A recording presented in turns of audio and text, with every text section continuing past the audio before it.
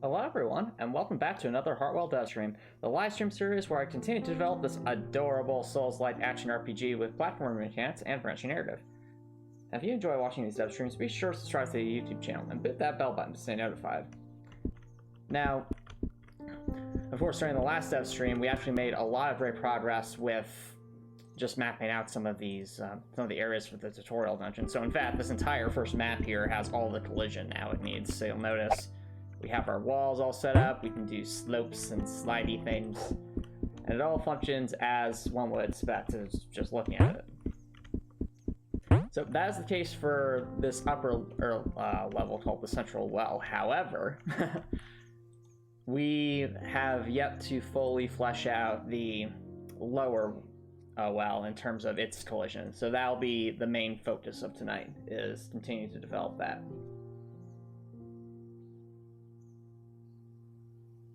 So without further ado, let's head right into it. Also, hello, Copper Nicholson. Thanks for dropping by. How's it going? Ah, I see.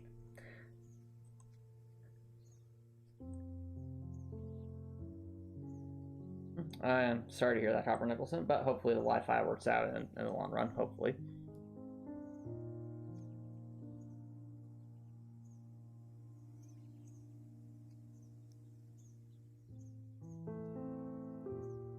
Trying to think, when we were messing around with this, we have floor set A, we have floor set B, we have this one, so that's level 3.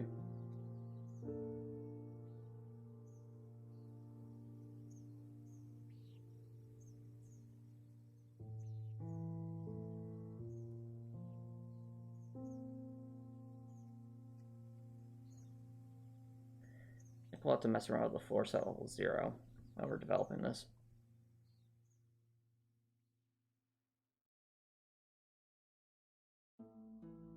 Regardless, let's move this over here.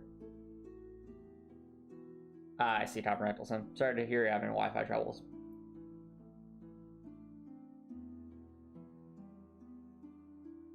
Okie doke. I don't think I use... Yeah, I don't. Okay. I was curious if I used the level 0 thingy anywhere. It doesn't seem to be the case. Then again, it is worthwhile to check some of these areas to make sure there isn't an issue with... Well, obviously, that's not how it's supposed to be, but if I didn't have it like that right now, I wouldn't be able to get back up here, which is not ideal. Actually, I don't need to test up here quite yet.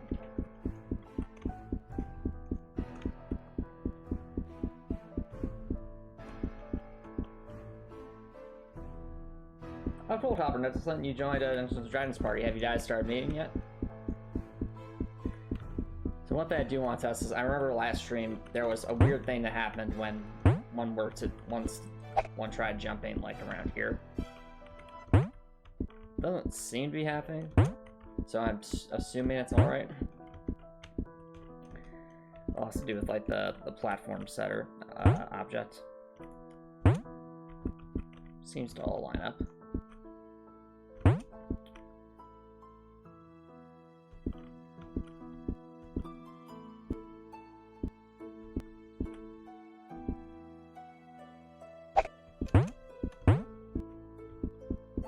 Oh, I was saying, Copper Nicholson, so you joined a Dungeons & Dragons group. Have you guys started meeting yet? Alright, so I think it's all working correctly, though. I do want to check the area over here, because this area has a lot of different tile heights being used.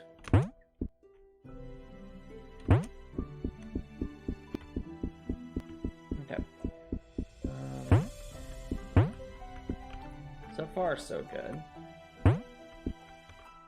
Oh, aha! Now here's something that doesn't look quite right. So, what's over there?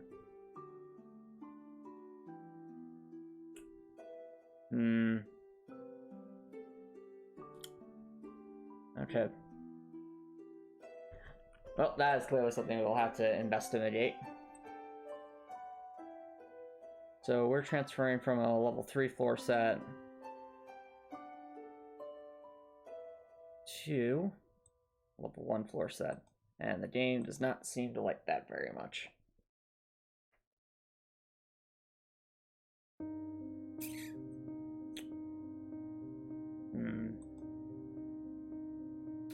That'd be obvious the thing to do here would be to delete the... As much as I don't like to use too many tiles in an area, this might be one section where we have to, unless we like rethink this section.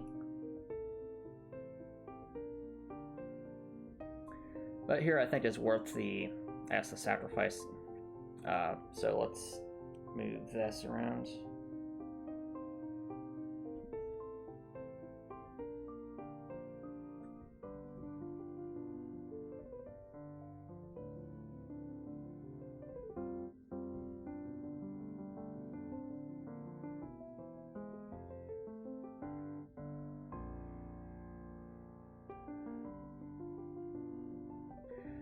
I think that should work for down there.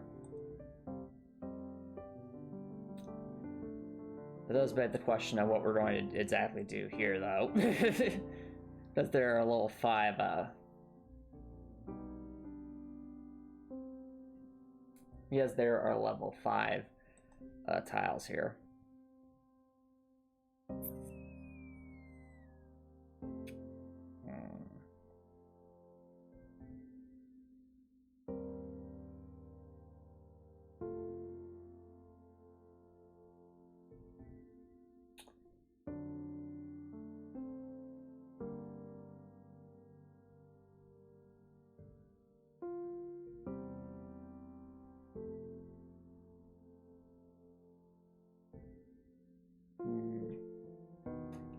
I guess what we could do is we could always adjust the starting height to maybe around here. I guess it depends on where, on whether, if and where there's a gate. Because sometimes I have these long hallways for gates. Or we could cycle up to 2 of these objects to reach a level 5 floor tile.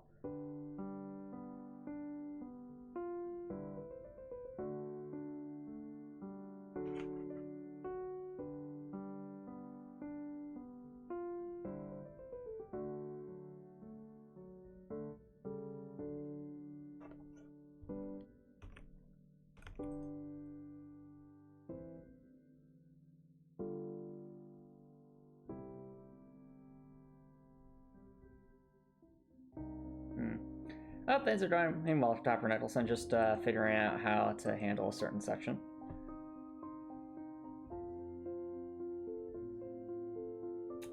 Alright, I think it'll be worthwhile to actually pull up the map editor just to take a look at some things. Anyway. What do we got here?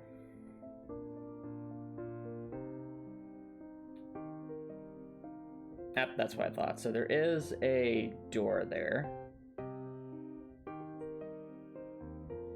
Where did I put the lever for this room? No, it has to be here somewhere.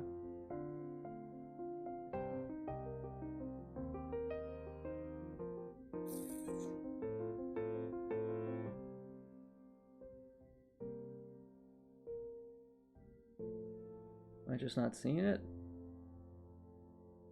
I genuinely do not see the lever, so that's something that'll need to be brought in.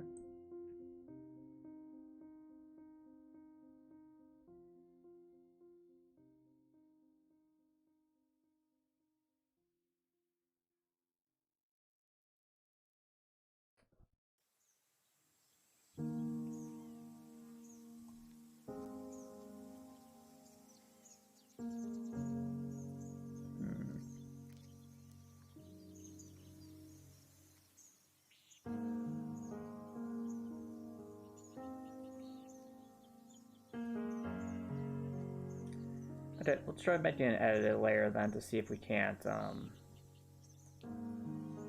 reconsider how this area is designed.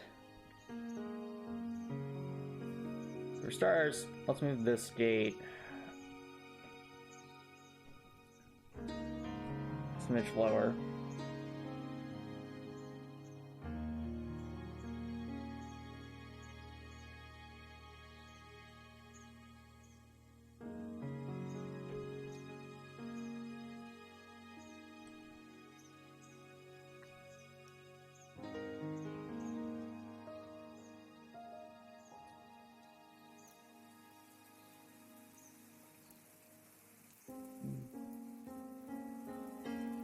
Also, read a message as Milliam.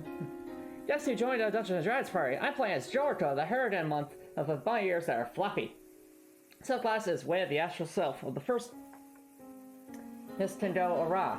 Emma is a part of the subclass of College of Swords and gives her the powers of the knife. Anyways, we all die in the first session. Yay!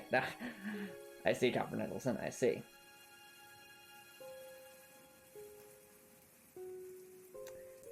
Now, where were we?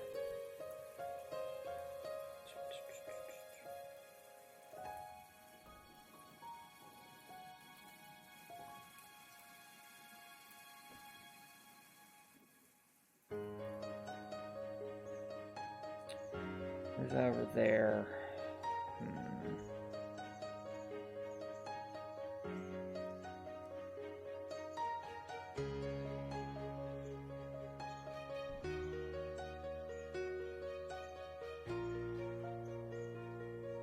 Oh, she's a Bloom Druid? I see.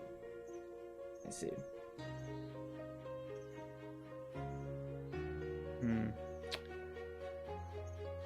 You know, who's to say the door couldn't be moved over here? Let's do that.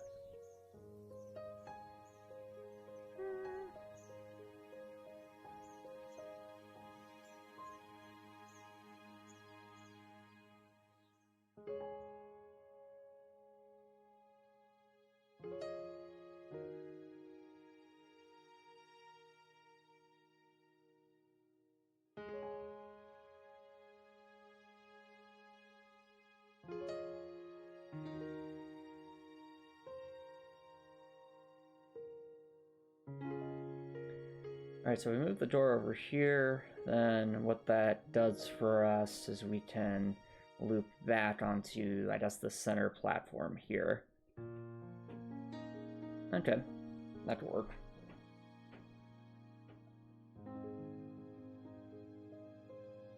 How familiar am I with Bardic Inspiration?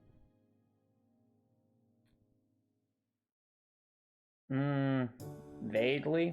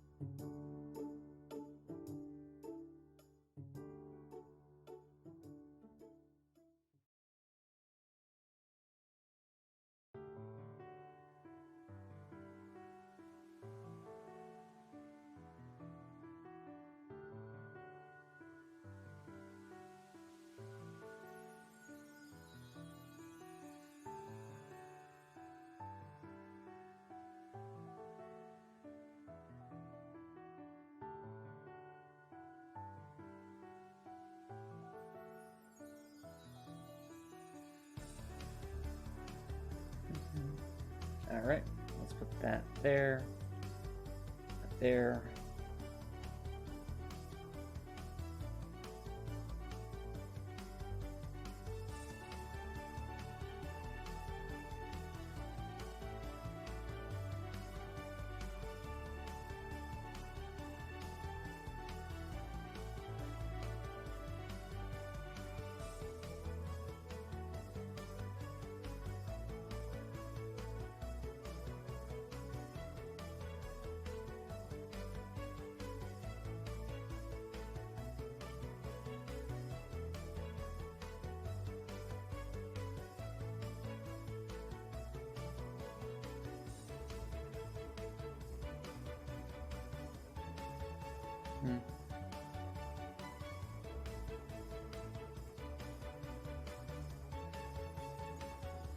I see copper nickel, I see, so it's like a damage buff. Okay.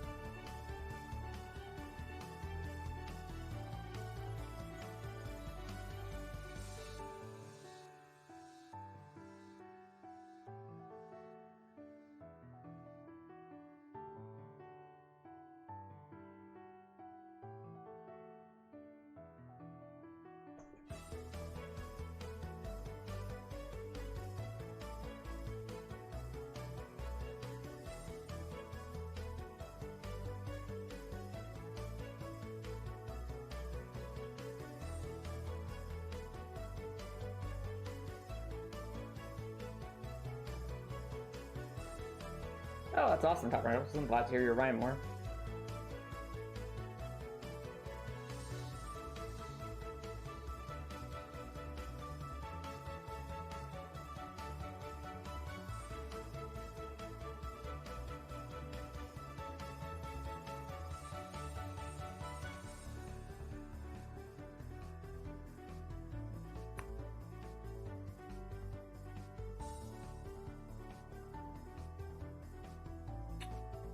Oh, actually, I guess what we could do.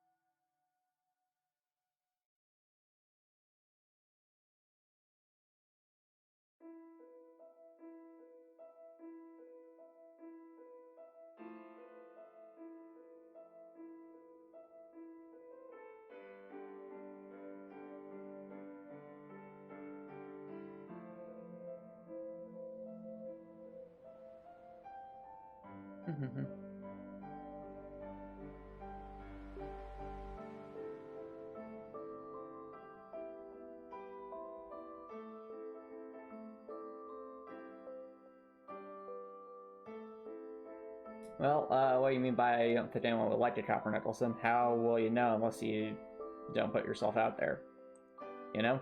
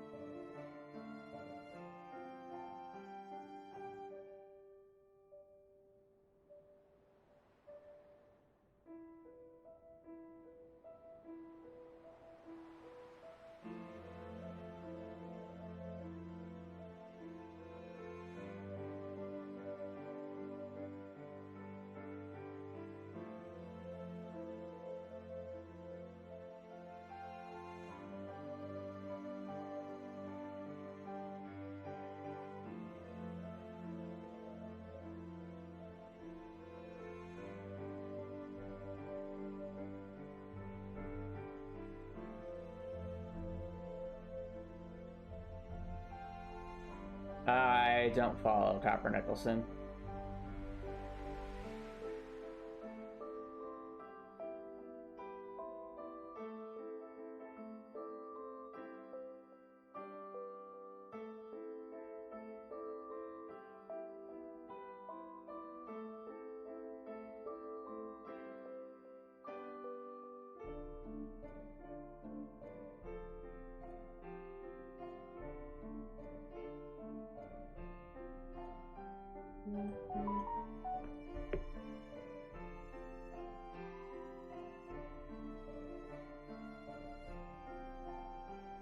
Well, Copper Nicholson, if you have a therapist and you're feeling some bad stuff, you can always reach out to them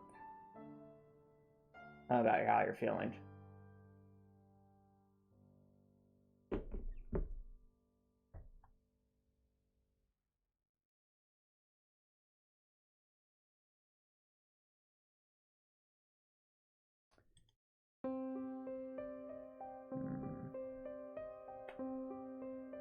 How to give enough space for this to work?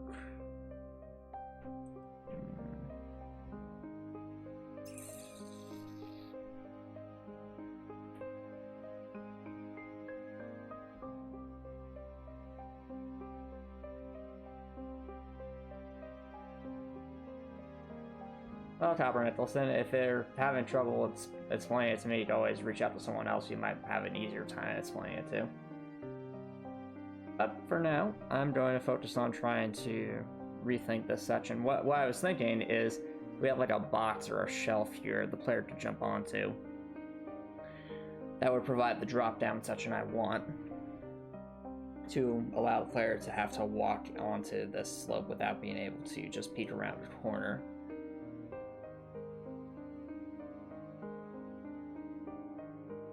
So that's what I would try to. What's as tricky is the need for a door here.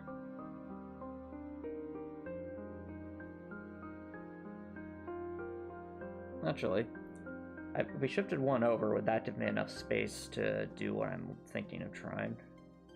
I think it would.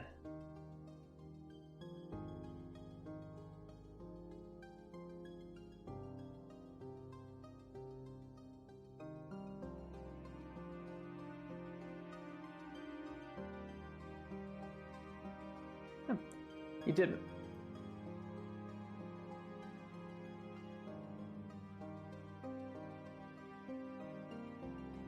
Oh, I see, Copper Nicholson. So this community is meant to be safe for work, and if that's the only stuff you're writing, then I'd just say seek a different community, dude. That's what I'd tell you.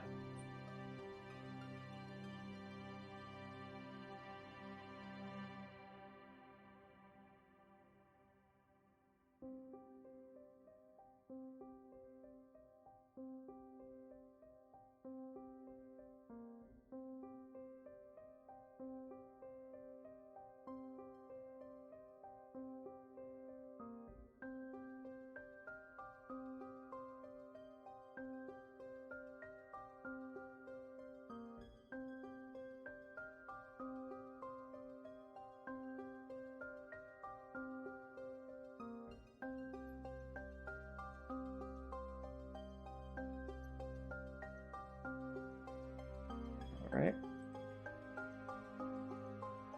Put that there.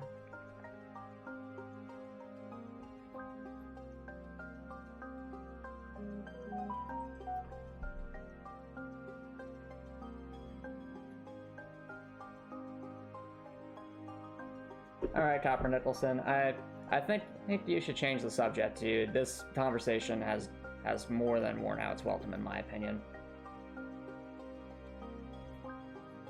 So in other news, I heard you were you were at the gym. How does the run?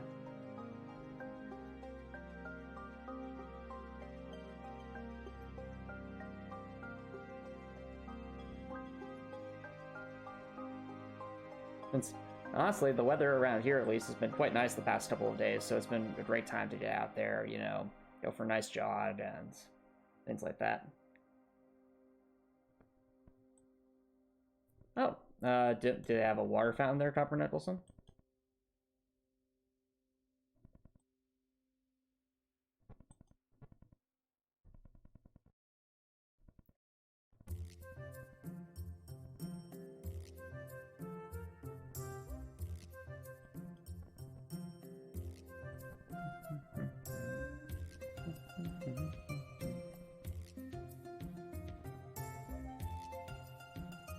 Ah, I see. Alright, in that case, is there a place you could buy some, I guess, contained water or something like that?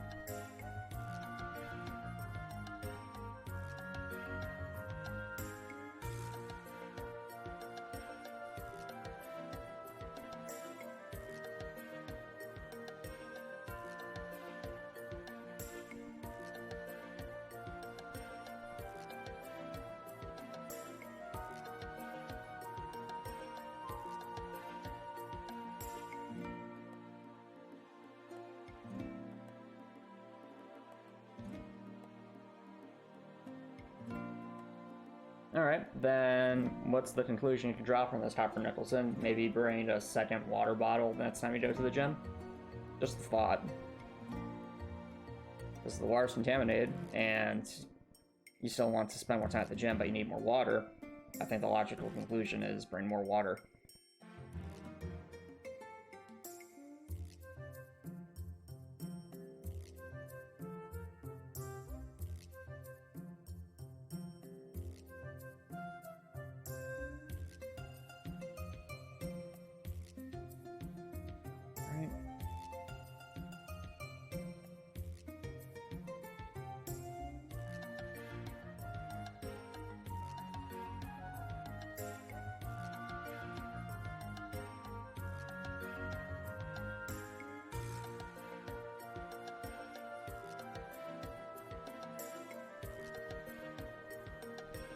Oh, nope. Okay, stay there.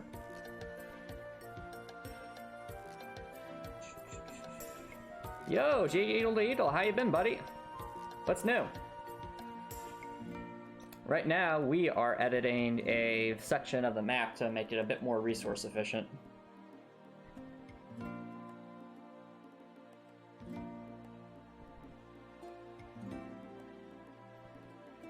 Oh, working on any games of late, Jake Eagle. I know you had a bunch of projects floating around. Oh, you're making dinner. Sounds good. What you making?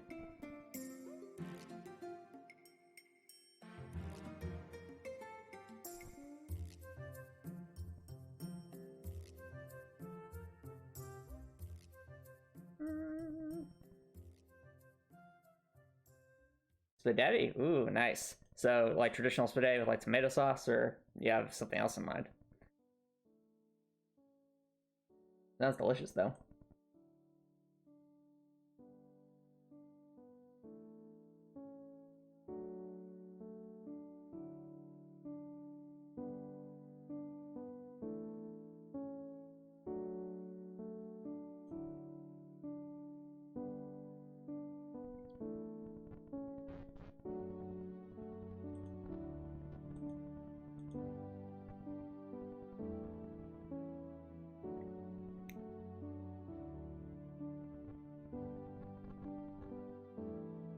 Okay, with a setup like this, we can actually do what I like to call a wraparound.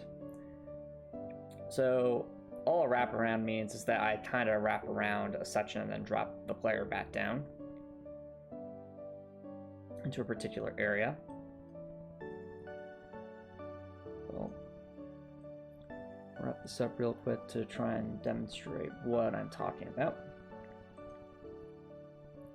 Might be a bit hard to see because of all the previous stuff. Oh, ragu meat sauce, nice. That was very good.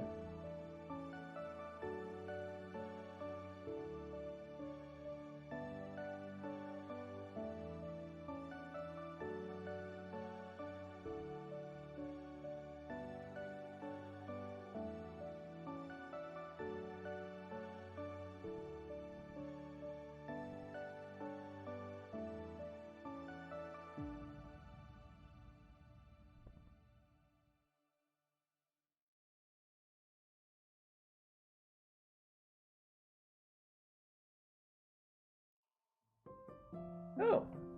Oh, there's a treehouse project you're working on, JD. Detail. Is this something you're building together?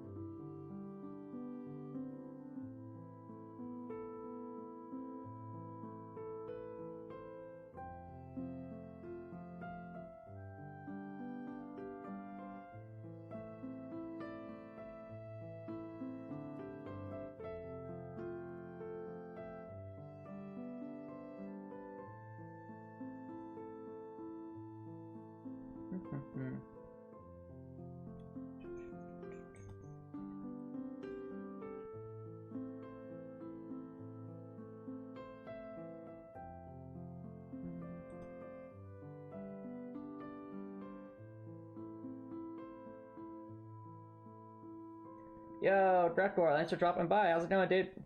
Welcome. Oh, you're sending through the ads right now. Apologies, Drekor.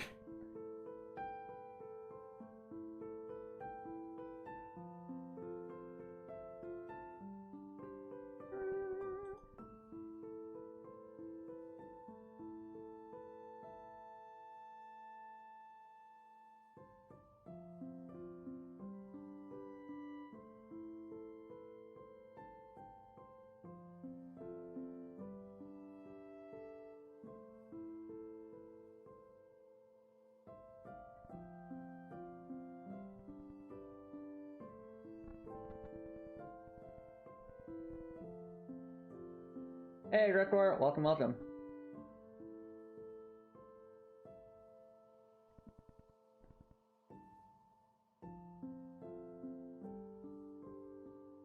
So, what's new, by the way, Drekor? Right now, we're just editing a section of the map. So, to explain a little bit, if we let the map as it is currently, we would have to create some floor set tiles up to like a level 5 tile, which is something we want to avoid if possible. So in order to fix that, we're going back into our level editor to adjust that. And the plan is to actually make a little wraparound right here. Also, thanks for using the Dorothy emotes, Drekor. I'm guessing you used some channel points to unlock those.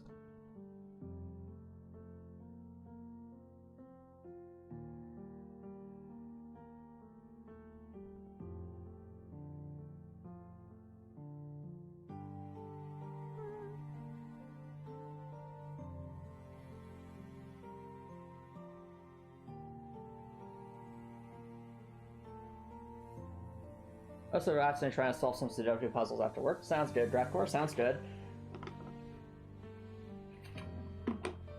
I noticed you were playing Dark Souls Remastered the other day, Drekor. Doing another run.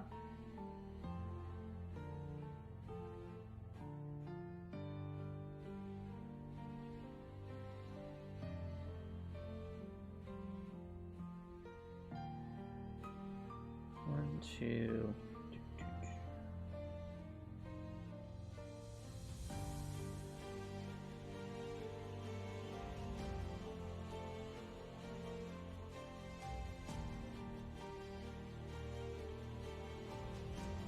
Okay, put that there. Oh, you're trying to go all the way through New Game Plus 6 on Dark Souls 1. That's amazing, Drekor. Good luck with that. Like, even with a maxed out weapon, that's still pretty tough because the enemies just get so tanky by the end of it.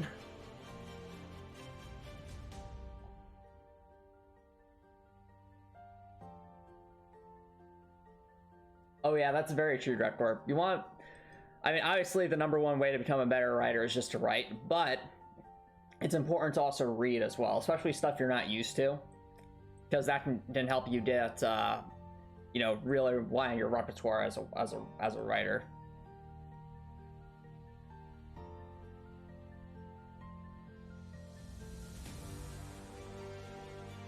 So, And the same to be said about game development. Like, if you've played more games, you probably will have a better idea of good versus bad game design principles, just as if you've read more books, you'll probably have a better idea of good versus bad writing and storytelling principles.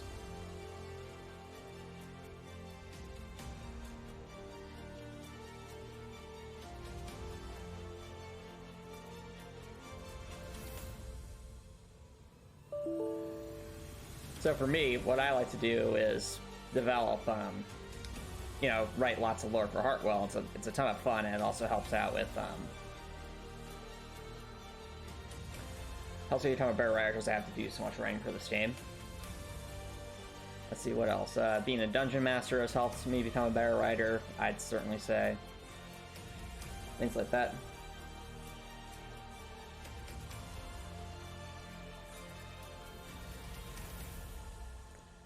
Let's pull...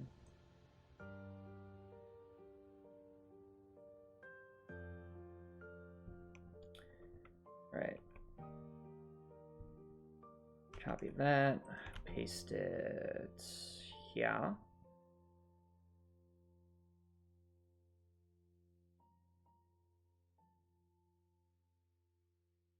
Now it deletes all of this. Boop. Move that lever down here. And look at that, chat. It actually looks, I mean, this actually looks a little bit nicer than, as far as an area is concerned, than it did before. At least in my humble opinion. Because before it was kind of all over the place, and now it's actually a bit tighter, and I like that. Where is that? Is that here? No. Ah, found it.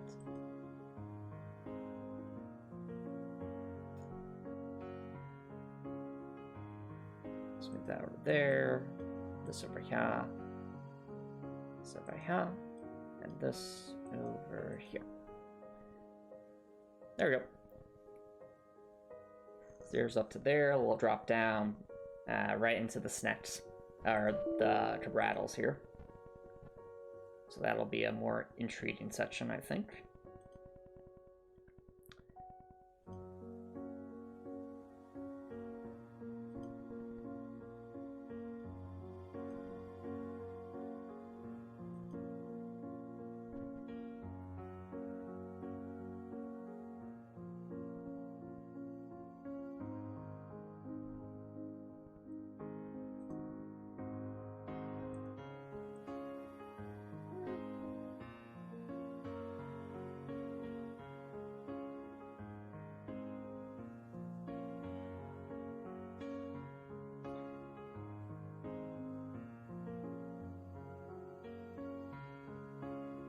So that goes there, this goes here. And we have a nice little edited section.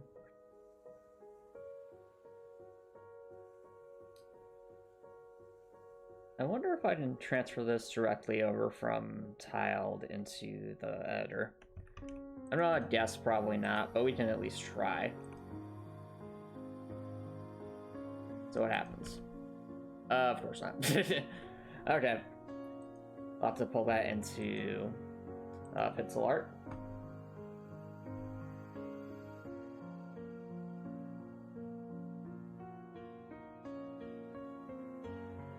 Pull out. Oh. Actually, I'll be right back, chat. Let me see if I can pull up the right files.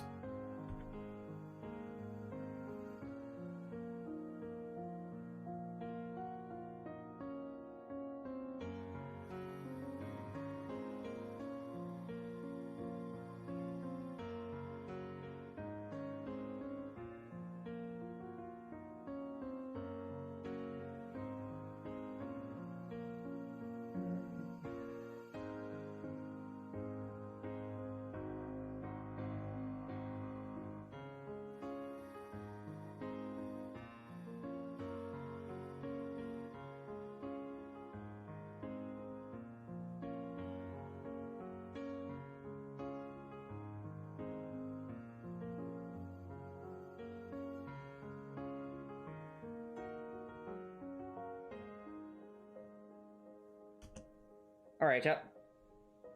So I think I found the correct tile map over here. We just need to transfer the new area here from here. I typically like to do that. We'll set the map properties color to black, since that's the transparent color. Then we'll export. Well, actually, we need to hide that in order to make it visible. We also need to hide the grid lines.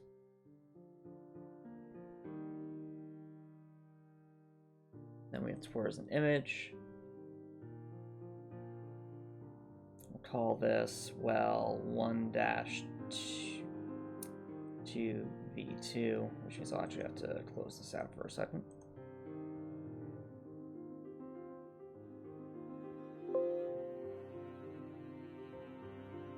Okay. Yo, KK Sports, how's it going? Oh, worked on your comment. That's awesome. That's awesome. I actually saw you post a little bit about it in the Discord. You've been making some really great progress there, especially like the attention to detail you have in some of the areas you've been creating. It's really, really cool.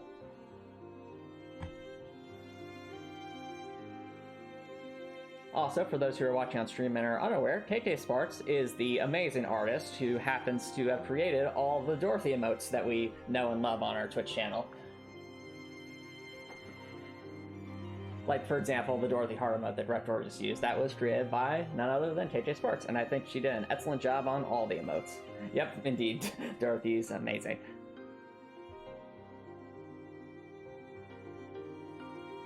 Now let's see if we can open up the V2 thing again. We should have our nice new section.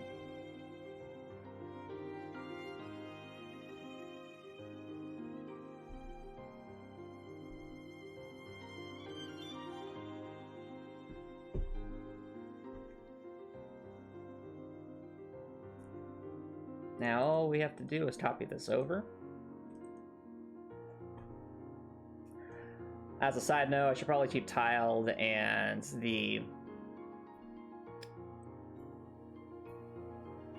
I should probably keep the level editor and the graphics scale open just in case we need to do more edits, because it's quite likely that that'll be the case as we continue exploring this lower section and looking for efficiencies. Oh yeah, for sure, KJ Starts, for sure.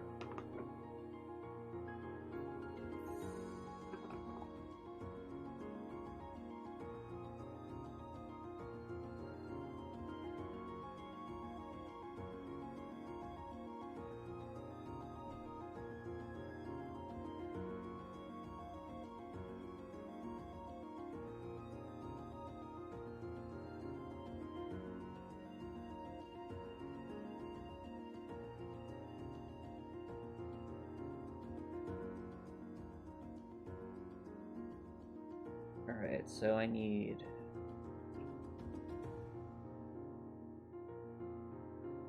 I'm trying to remember how this is broken up.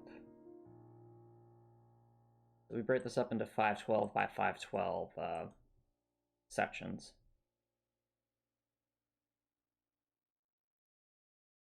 This was definitely moved over. Yeah. I think... we need a point of reference to make sure this all lines up.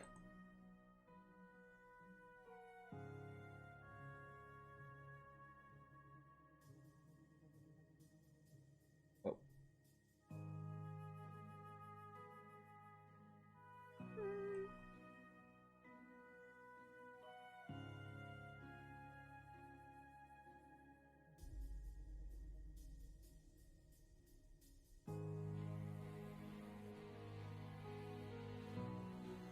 All right.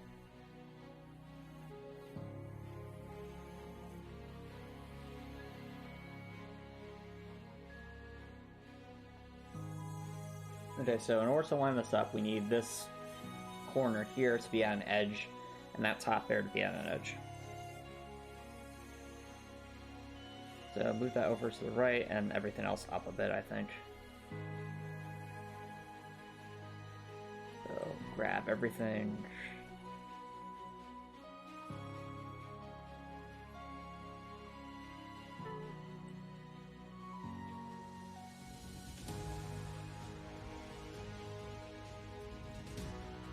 Then push that to the right.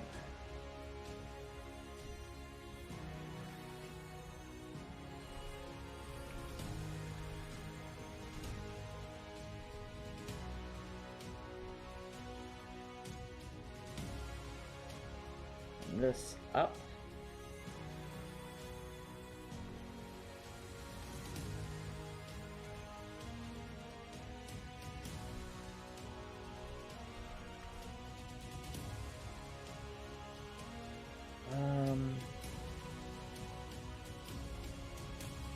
Well, actually, it's kind of halfway through.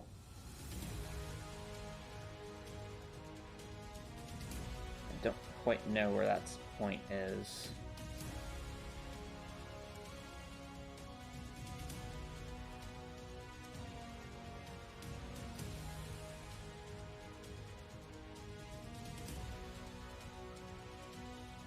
There we go. I think that should line everything up quite nicely.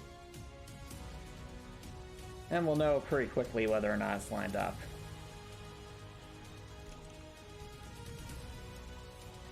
How will we know, chat? Because when I transfer this over, it'll either do correct things or do weird things.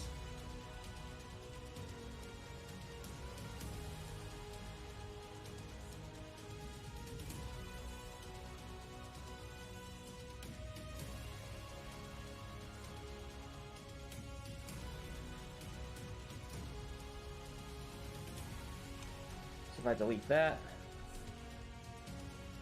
No. There shouldn't be any space there.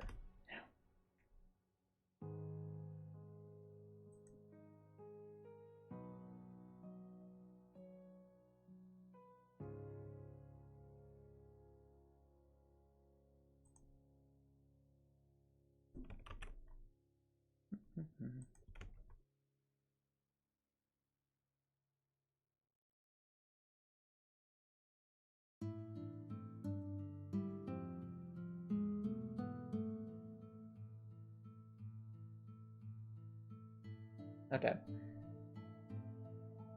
Alright, lines up, that's good.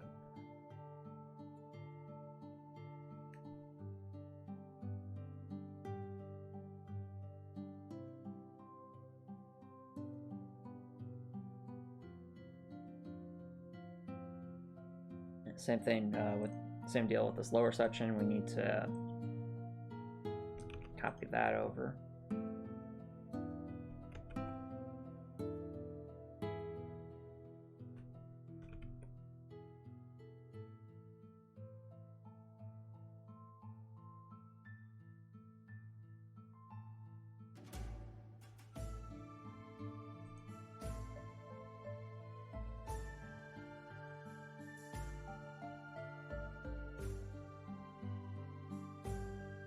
Okay.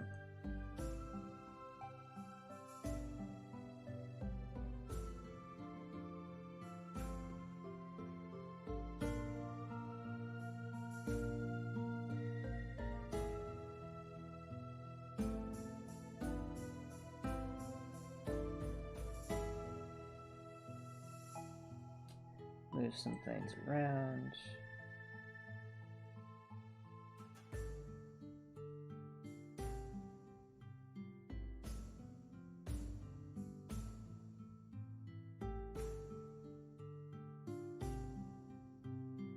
Oh, did I not? I didn't. Silly me. Whoops. It's an easy fix.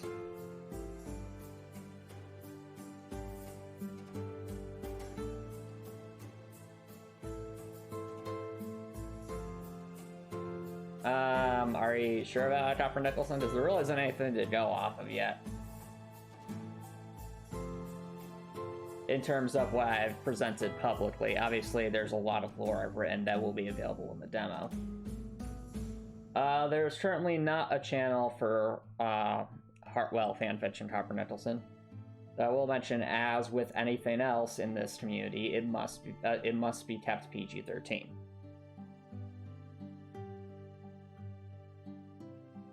Yeah, I guess it could fall under Heartwell fan art or things like that if you're trying to, you know, if you're interested in that stuff. Because fanfiction is the type of fan art when you think about it. True, Drapdoor, very true.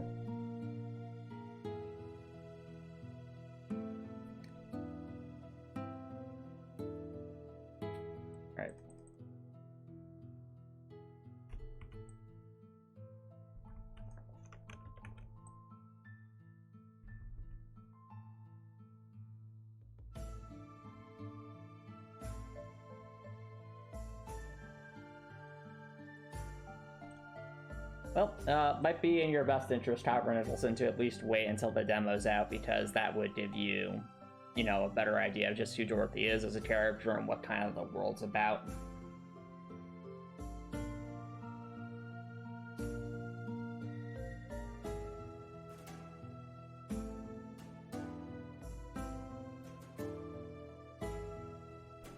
Because I definitely do have a story I want to tell here. It's just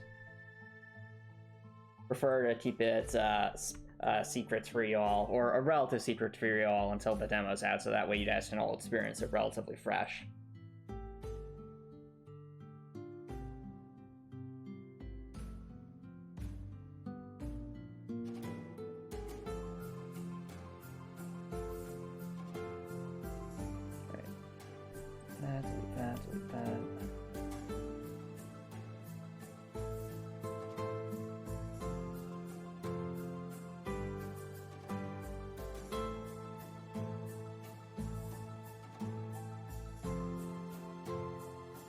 Oh, that actually fits. Okay.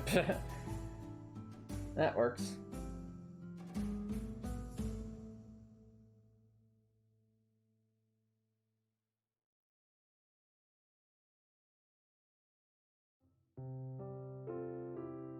Yes, yes, Trapdoor, I have deliberately been keeping the boss fights a secret from you guys. Now, to be fair, once the demo's out, like, a lot of the non-major story boss fights, you know, after the demo, I'd be more than happy to share, because I think that would be cool to get some feedback on.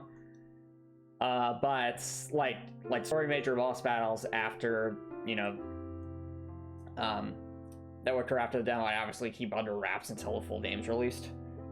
But the reason I am keeping the bosses, you might say, Antomicx, okay, if you're going to show us those, if you're going to show us some bosses later, why aren't you showing us the demo bosses? So then the reason for that is that because, again, I want the demo to be experienced relatively blind. I know you guys are such as the real boss of the press we made along the way. Yes, so much yes. Also, how's it going, Spot? What's new? Right now we're doing a bit of editing here.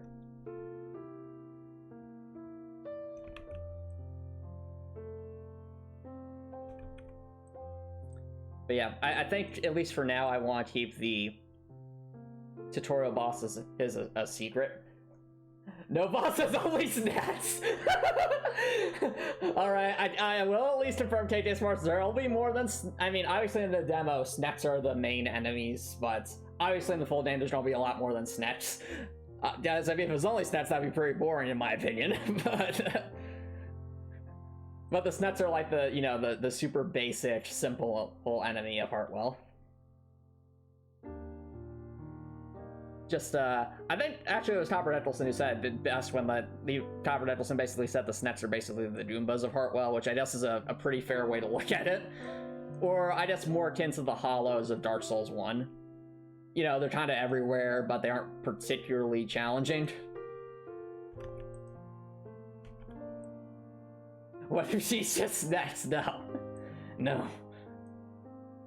That would not make any sense.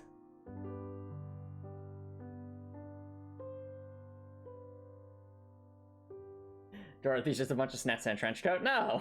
No, that's not how that works.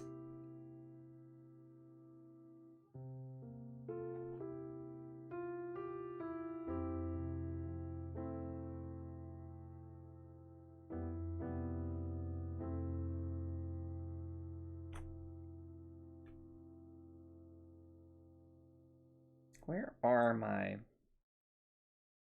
Up there.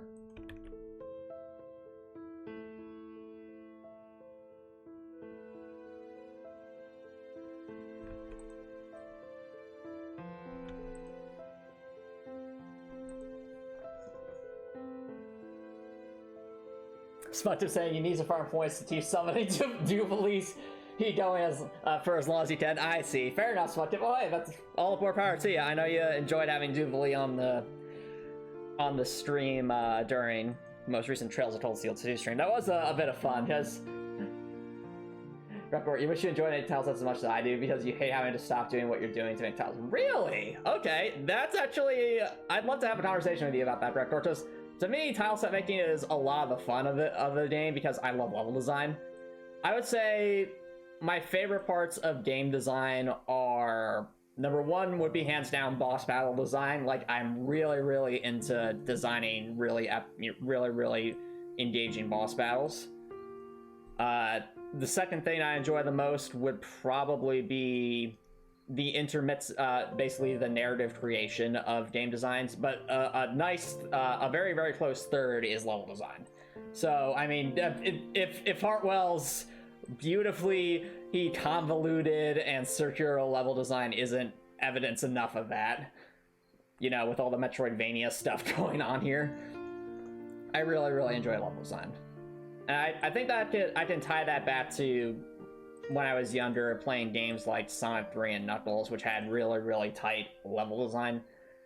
Made it super fun, and that's why everyone says you like level design, but you hate the workflow involved, like having to open a tile set error and pouring all the time. I see. Well, that's why Dreadcore, I mean, you saw it earlier. The way I made this a lot more manageable is creating like the gameplay chunks, so to speak, independent of the actual level, and then tying it together in a meaningful way that escalates properly.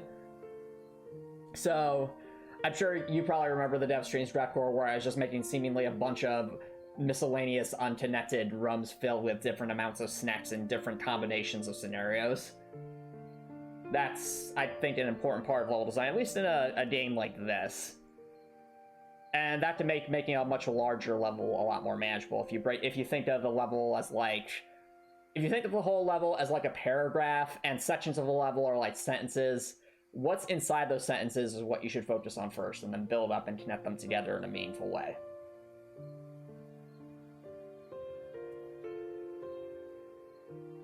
So mayhaps that might help you enjoy tile set making a bit more, because again, when we tried to make the tile sets first and then build a level off the tile sets, it was a disaster because we, didn't have the fundamental gameplay loop set yet. So I feel it's much more important to have the raw gameplay all squared away before you actually go into making a tile map. Ah, fair enough, Repor. But if you do, like, get the raw gameplay set and you think of, like, and then you really plan for what an area is, then it makes tile set making a lot easier because you're effectively just... because you know what you're working on at that point. Alright, so that'll set to 3, that'll set to 2. You'll get some level 3 tiles.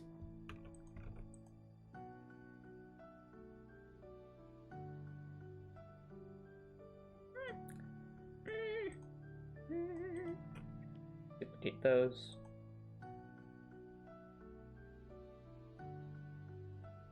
But yeah. Have you been doing stuff like that when you're working on levels, Grepcore? I mean, where do you just get stuck? It's just like, I don't want to have to import a new tile map now. Because that's just kind of part of...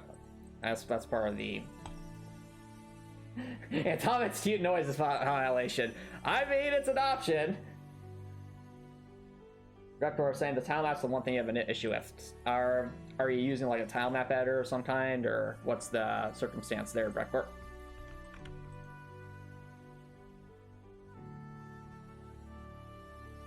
Harvey wants to keep it as simple as possible so you can reuse the same tile set over and over again. Well, you absolutely can do that. But I'm assuming there's a but to that statement.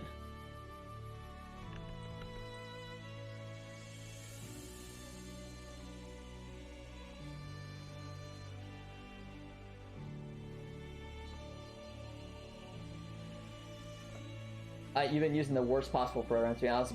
The but is, what if it's... What if it's ugly? LOL. Okay, I see what you're saying. In other words, you're concerned of having what I'll call same dungeon syndrome, which is where you think of like the very, very, very old platformers, or well, the old like dungeon crawly games where it's just every room looks the same and there's no significance behind it. Like, I'm sure we've all been there in some capacity.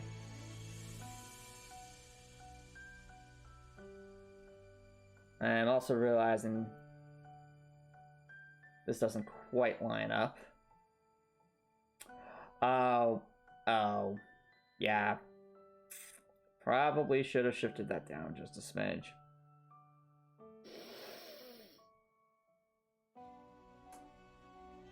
We will make do.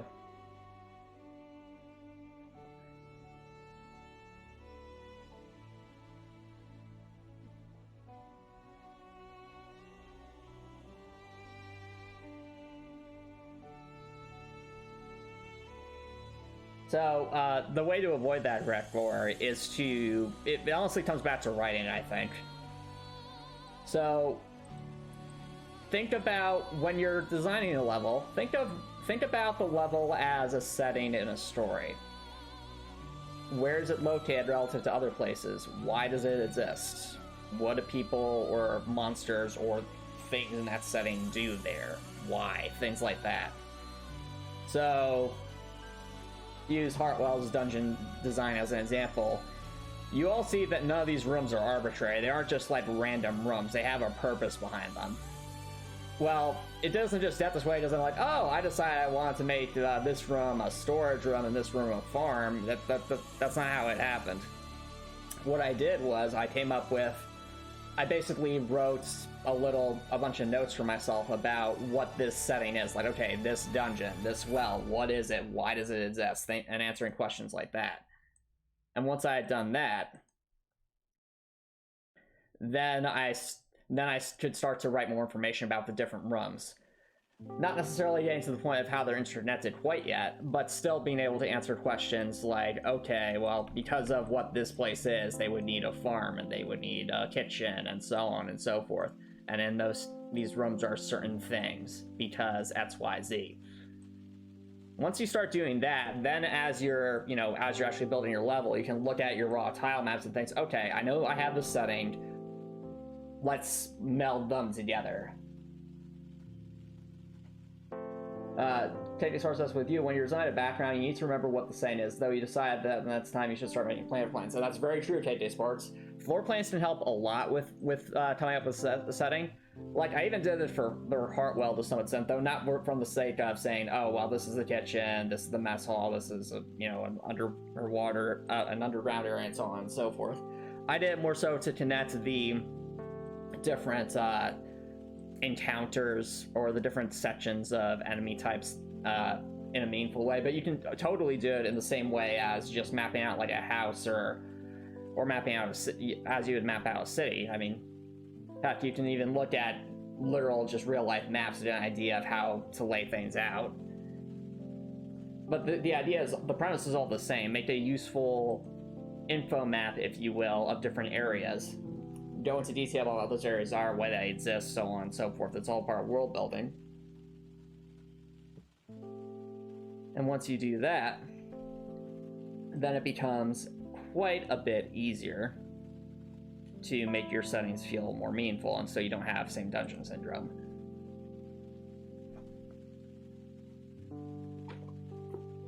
Because I mean, for me, I like to mesh them together. But others might do it in a different way. Ours is what you do in a way that works for you. But anyway, why was I having that side earlier? Because the way I've set this up, this is a level 3 tile. That's also a level 3 tile, so sliding down to that doesn't make a whole lot of sense. Which means we might either want to start the player down on this level 2 section or create a tile or a setter block that would bring us up to level 4. Which I think is going to be increasingly necessary due to some other sections. Yeah, that's a level 4 block. It's probably going to be necessary. Okay. Let's make our level 4 block.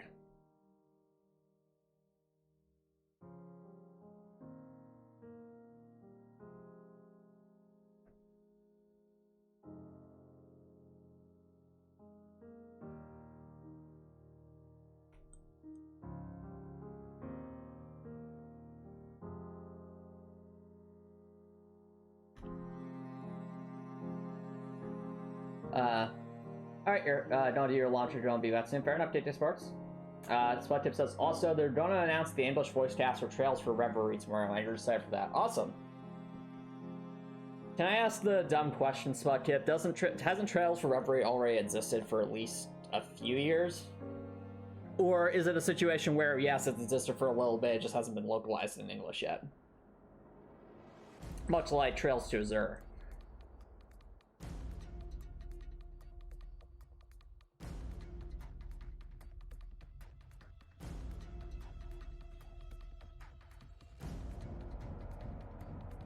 I think what we could do is actually make the level 0 floor setting, maybe make it a level 4, see how that turns out.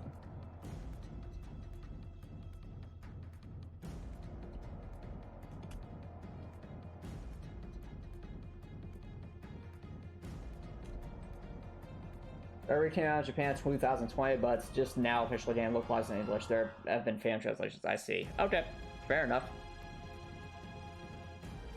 Well, all the power to Falcom, I'd say, because they, they make amazing.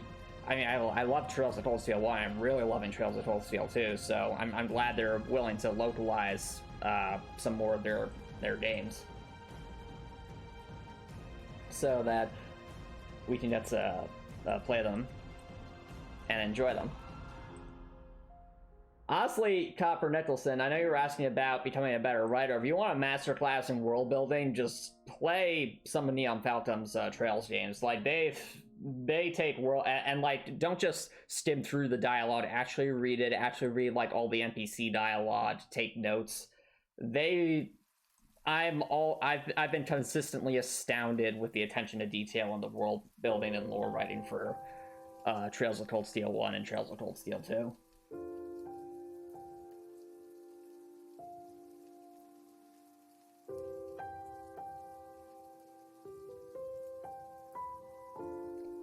Like, I definitely feel like that's probably the strongest, Neon Falcom's strongest aspect of being a developer is their ability to write these really, really believable and deep worlds that actually feel lived in. Oh yeah, I agree, Record. The worlds are so rich in literature, as reflected by the... Yes, that's reflected by the stellar hardcover books you see everywhere. But even beyond the memes, it's right though. It's right. They do take they put in a significant effort to input a ton of meaningful details into each of their areas. And the fact that NPCs seem to have like their own lives going on, as opposed to just being background, as opposed to just being like generic fluff dialogue, I think is really, really cool. All right. I think that'll work. Let's test it out. We just need to get over there, though.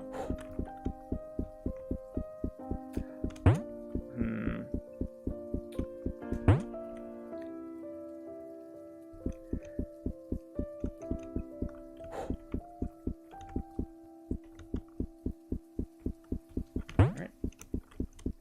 So our checking for chat is glitches. We don't want to see any glitches in the Matrix, so to speak. We need everything to be nice and make sense.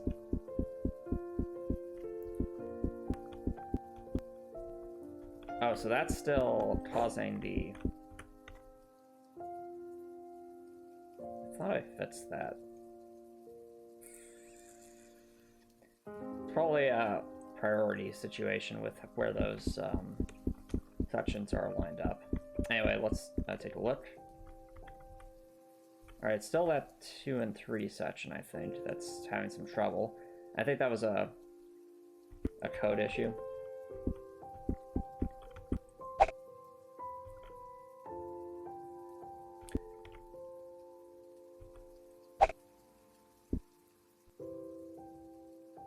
Oh, interesting. So on this floor, I can't even tap. That is actually very, very strange. Huh. Weird.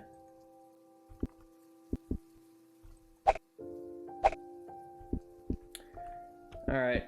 Well, I mean, at least we can walk up here. There's definitely some shenanigans going on,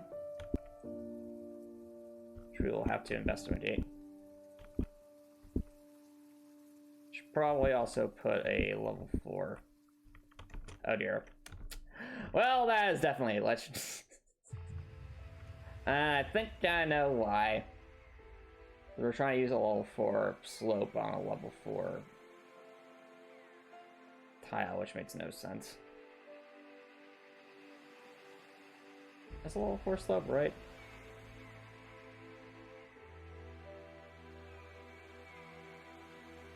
So 3 on 2, that means we need 5 on there.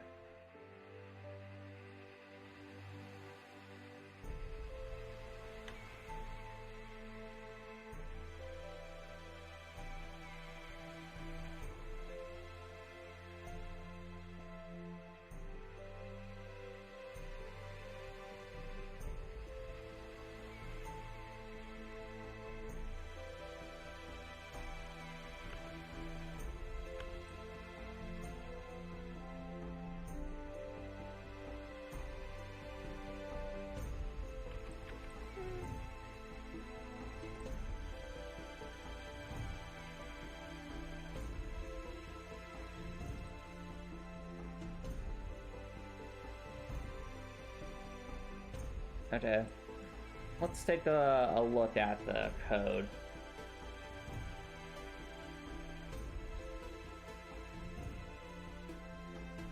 Because I know we fit something like this in the code from the previous section.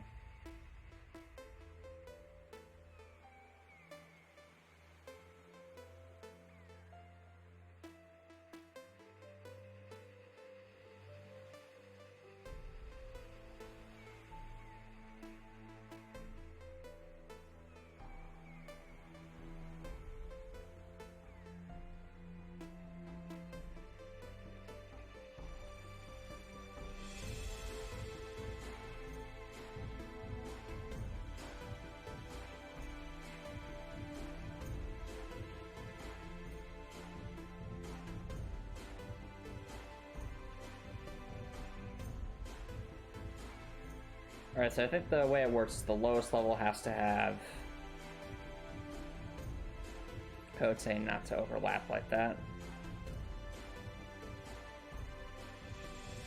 Yeah. Okay.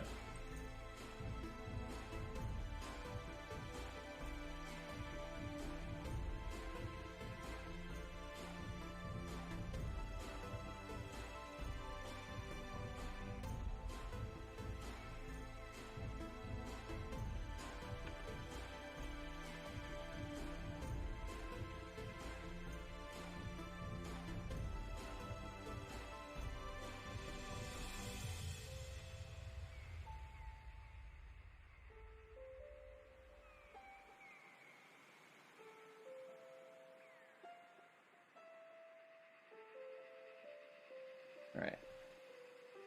Let's try putting this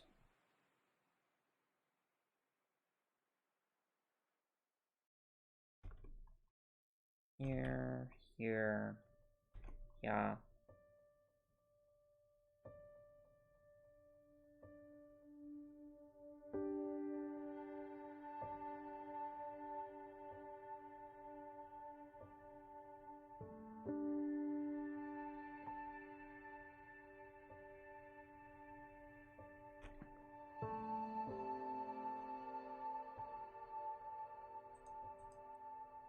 Before I go overboard here, I want to make sure we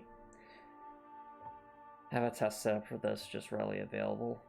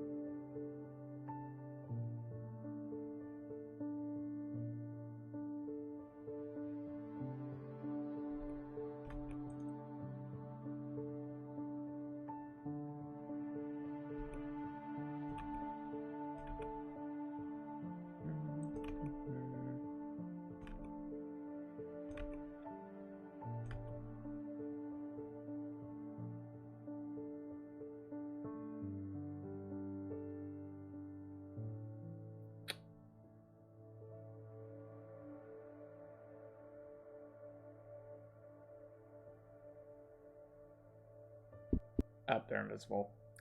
Whoops.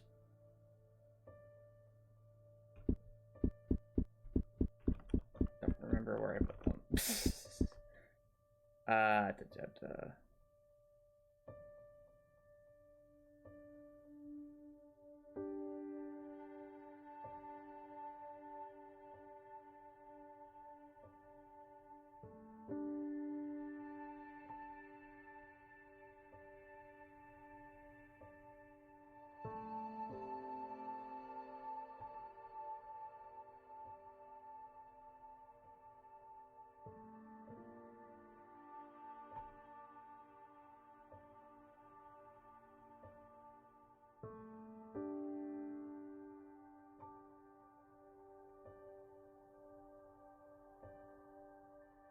All right.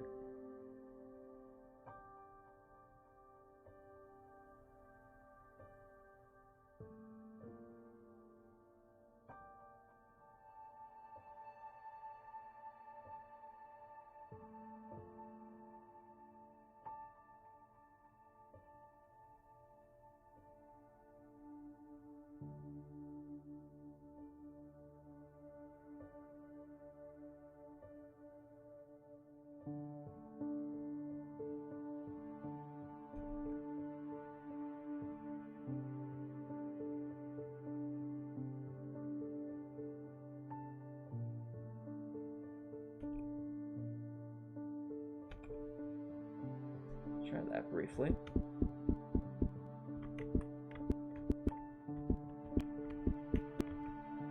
Yep, that's not what we want to see. Doesn't make any sense.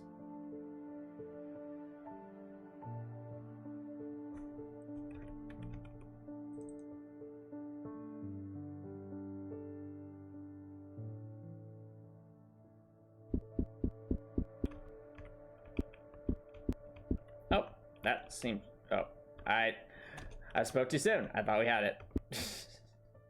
No, we don't want that.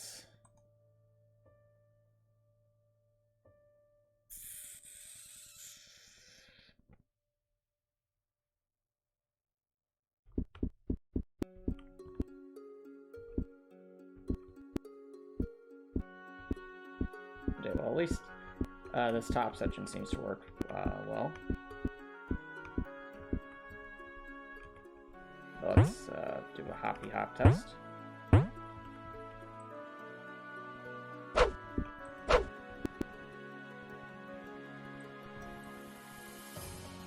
It won't even let me attack here.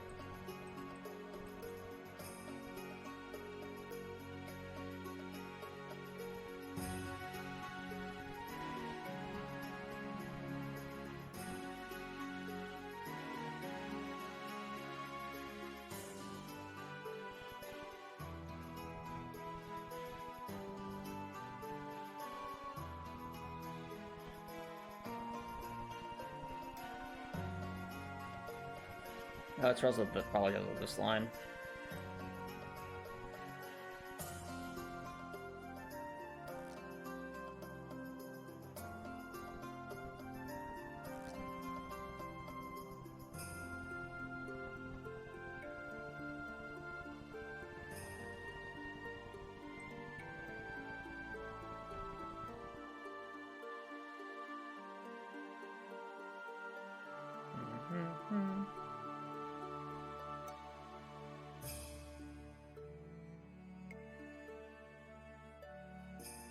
Actually, no, that line's there too, but I don't think we have a problem with that particular section.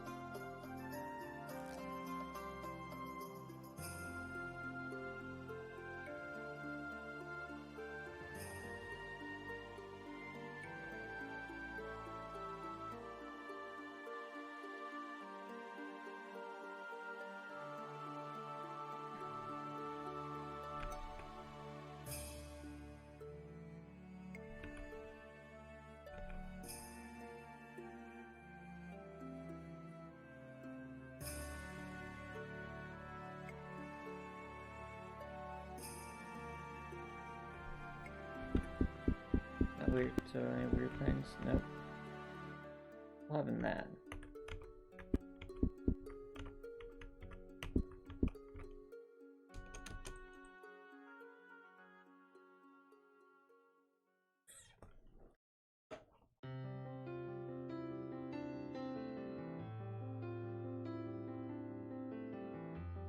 Something's causing the falling animation to start.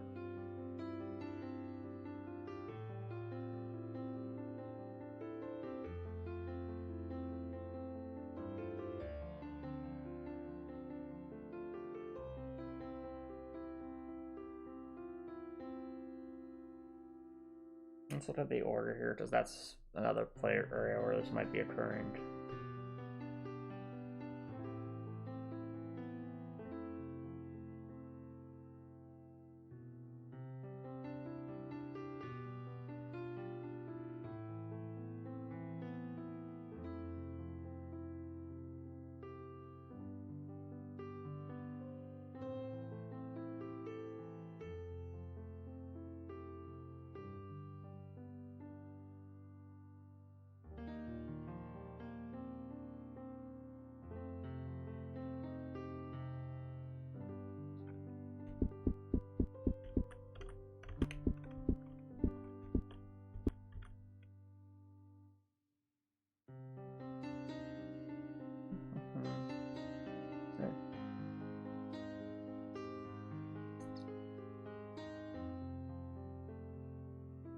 Zero.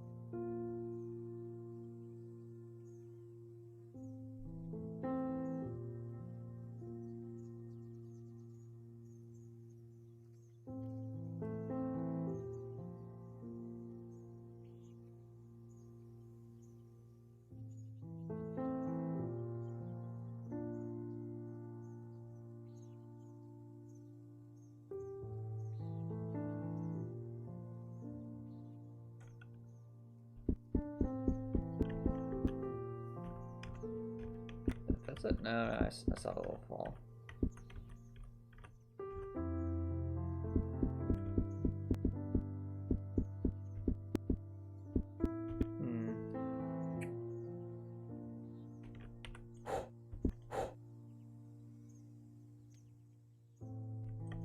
Weird.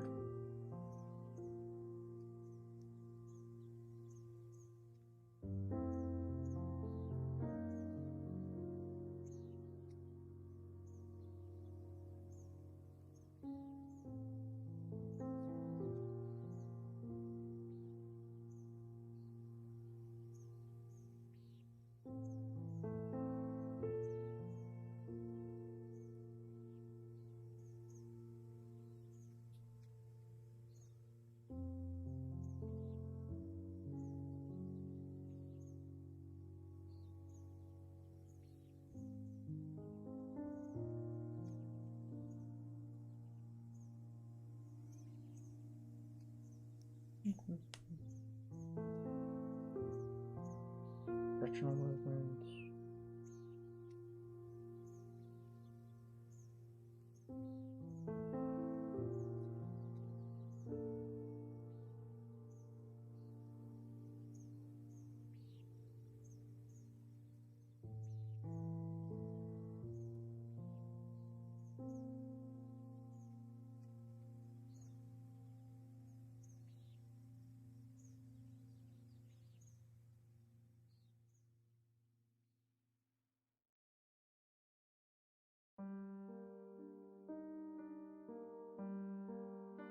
made sense.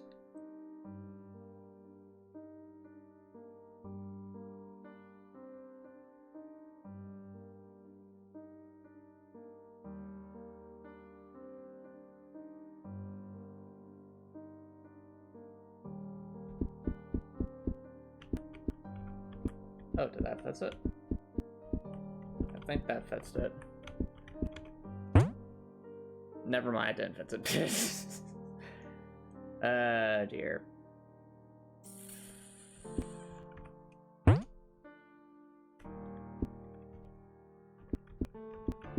Fix it, well. Can I attack? I cannot attack. I wonder what's forcing it there.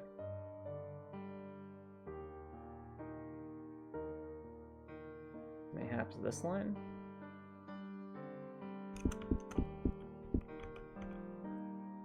No, it's not that line.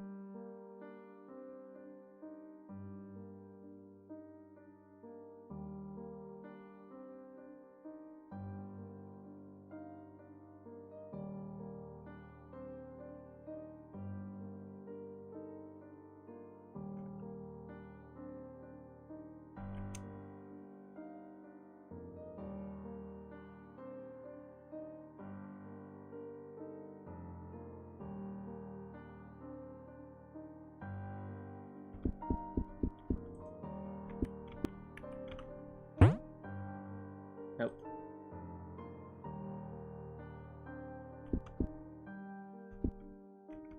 That's 807 Copper Nicholson.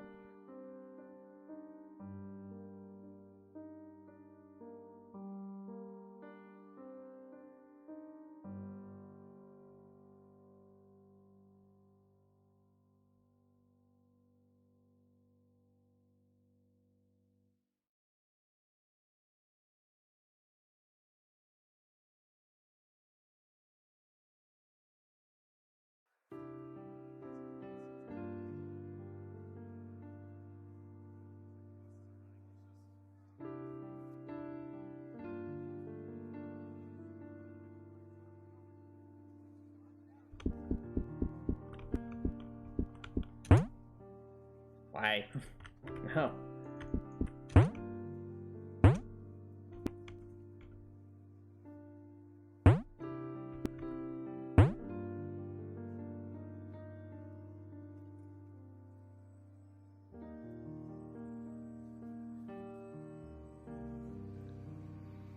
It'll just be this one, right?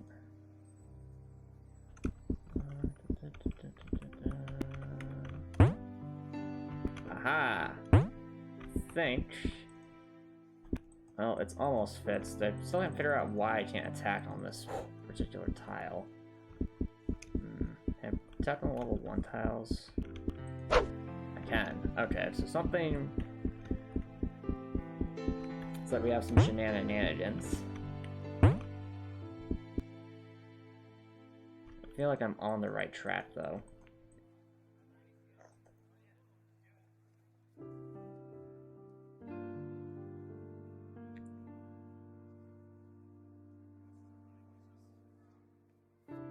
If I deactivate all 4 of these lines, will I be able to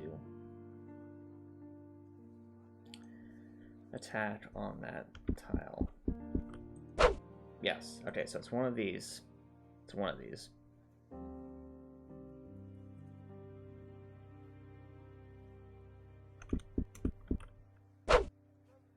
Not that one. This one?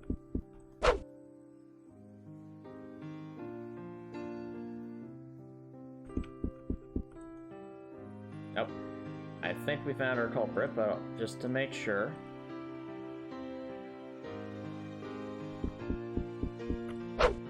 Yeah, it's this line. Okay. So what is different about this line compared to the others?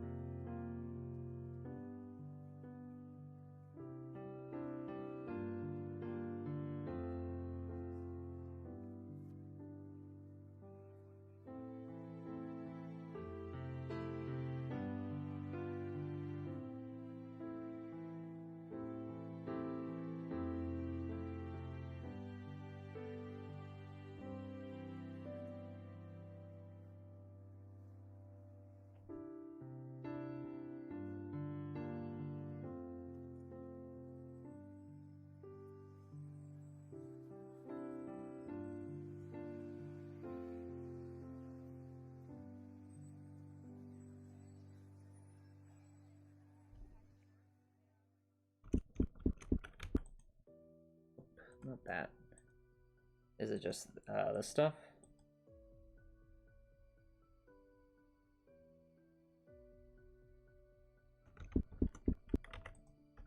No.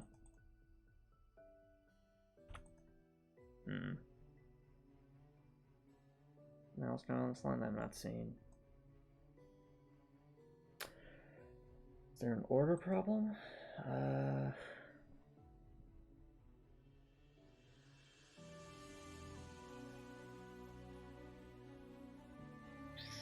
Order seems the same.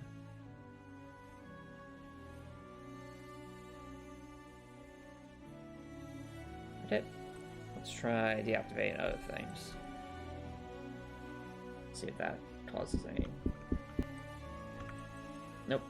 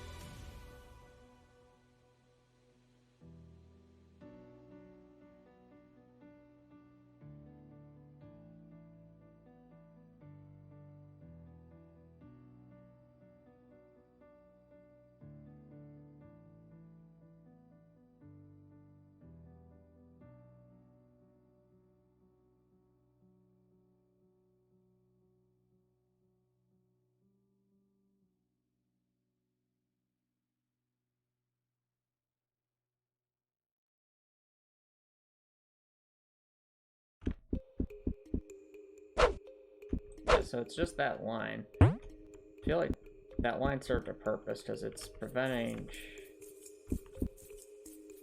that weird thing from happening. Because without this line, then we have silliness occurring. Does lead to a weird glitch over there, though.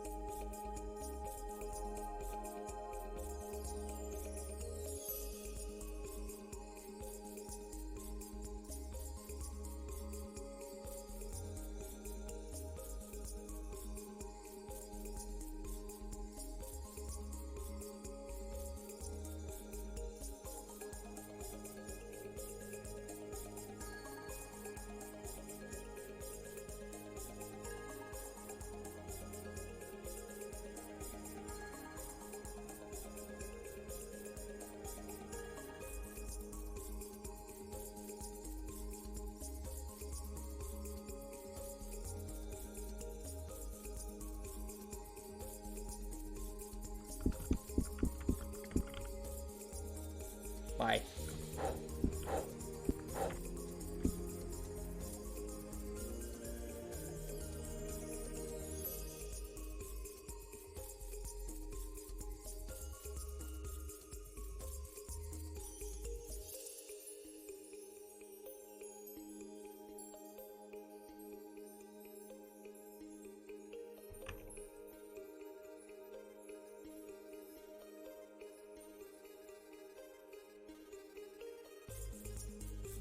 Probably Copper Nicholson. Depends on the area you're buying from.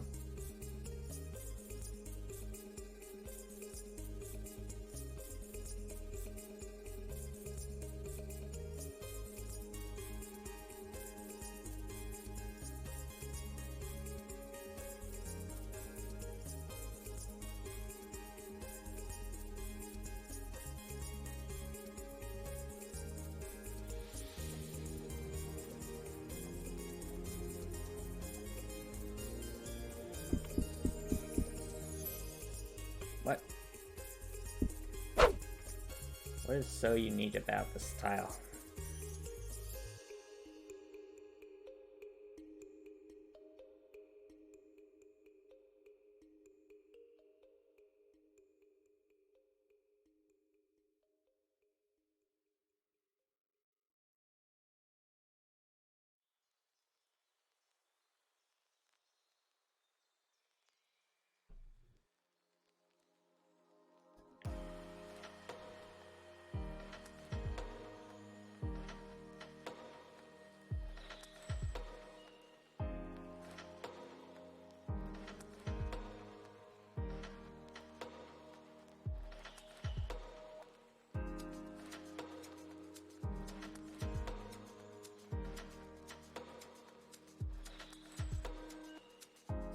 Oh, you mean how tall is Dorothy? Good question. Alright. I want to say like 5'6". Like 5 foot 6 inches, something like that.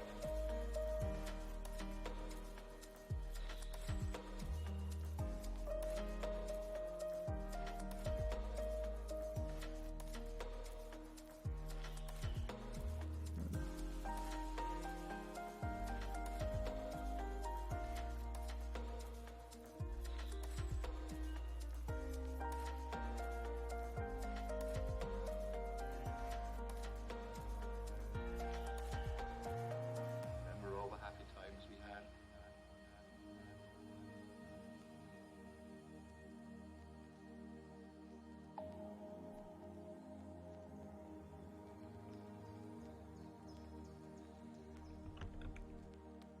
We're very much alike.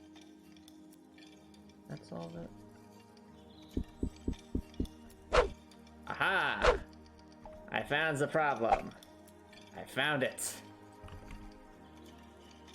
The solution was right there all along. Remember all the happy times we had?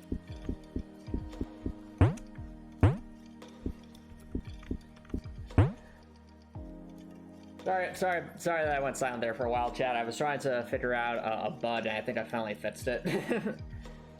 So, Very much alike. I said 5 foot. I said 5'6" Copper Nicholson. So I'd say a pretty average height.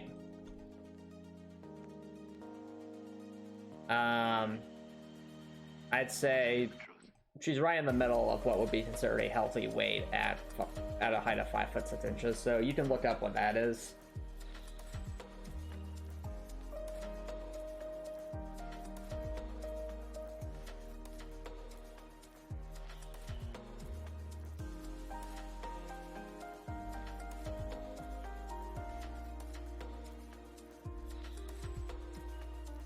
Must be on your end, Copper Nicholson, because everything I'm noticing seems to be coming out just fine.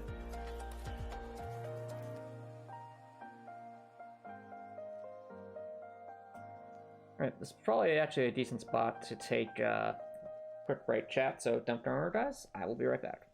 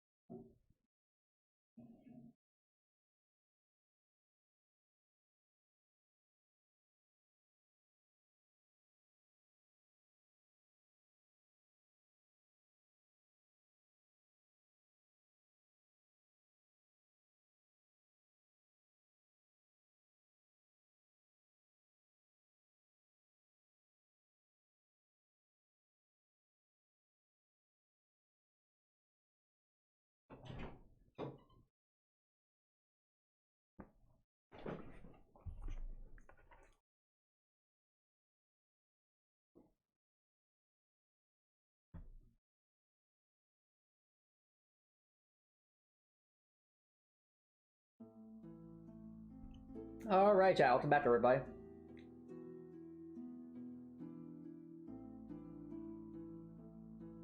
Oh, yeah, so I saw some ads for like a new, another FPS.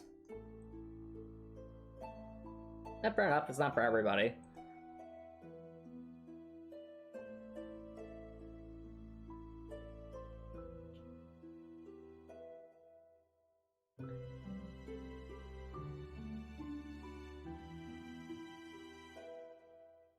Ah, I see, Raptor. So you like kind of more like the arcadey FPSs? Yes, that makes sense. The observed hyperactive action. I never really got into them just because I didn't grow up with them. I'm sure if I grew up with them, I'd probably have a better appreciation for them. Like, I have an appreciation for like what went into Doom's very impressive creating a 3D space out of 2D images. The amount of programming that went to that is insane. But in terms of ranged attack combat animations for tonight, so it's in terms of what I enjoy in an FPS, it depends on what genre it is. So I'll give you an example. If I'm playing a single player FPS, I'd probably want to play something more akin to Far Cry 3, where there's a decent enough customization and variety in the weapons available to make it feel like there's different niches to play with, and you have a bit of a sandbox to work with if where stealth or not stealth are both viable options. I tend to find those games like that that are single player can be a ton of fun. Now, on the other hand, if I'm playing a multiplayer FPS, then it's a bit of a different story. I really enjoy a multiplayer FPS where there is a large skill ceiling. And just a sense of progression and mastery for each of the different weapons and playstyles. So there has to be a bit of a skill ceiling to that, but at the same time, that skill ceiling can't simply be, this is a ranked match for hyper-competitive play. Instead, I prefer a skill ceiling where it's like you as an individual can actually impact the outcome of a match if you're good enough, realistically, without being like a top 1% player. But conversely, if you're doing very poorly, you can still have a good time playing the multiplayer games. So I have to say, okay, Antons, what multiplayer FPSs have fit that criteria for you? So I'd say Battlefield's Bad Company 2, 3, and 4 fit that criteria for me, as did Call of Duty Black Ops 2 and some of the older Call of Duty games, as well as Black Ops 3 also. Like, each of those games have, like, basically enough of a casual factor where you can just goof off if you want to, but you can also actually affect the outcome of the match if you really practice and get into it. And there's a ton of variety in terms of what you can play with and different things you can try and different combinations of stuff. Black Ops, I enjoy it when an FPS has a balanced, also has like a balanced arsenal of weapons to the point where you could use almost anything and it can be viable, but not so bland to the point that there's no variety. And that's a very hard thing to balance. I think Black Ops 2 probably got it the closest to that. But even like Battlefield 4 has a very big variety of useful stuff. Whereas I despise FPSs that have very, very poor weapon balance.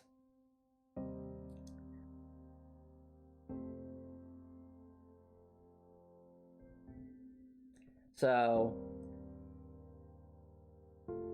Reptor says, your problem is the favorite realism over fun. I can certainly see that. Like, the thing is, though, there is definitely an audience for people who want a hyper-realistic FPS game. I mean, the Armor 2 community, for example, is super, super dedicated. As is, like, the communities for, like, Red Orchestra and things like that. Like, they're super, super dedicated. And, you know, all power to them. But I'm more of the opinion that I prefer a game that's more fun over, that even sacrifices realism for the sake of fun, personally. But again, that's just my personal opinion. I understand that there's certainly an audience for the hyper realistic FPS.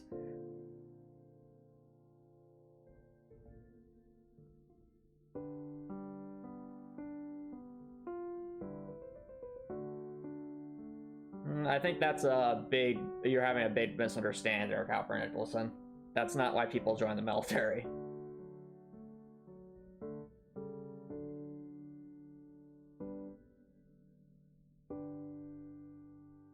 Not necessarily, Copper Nicholson. I think it just has a bigger learning curve if an FPS is hyper realistic.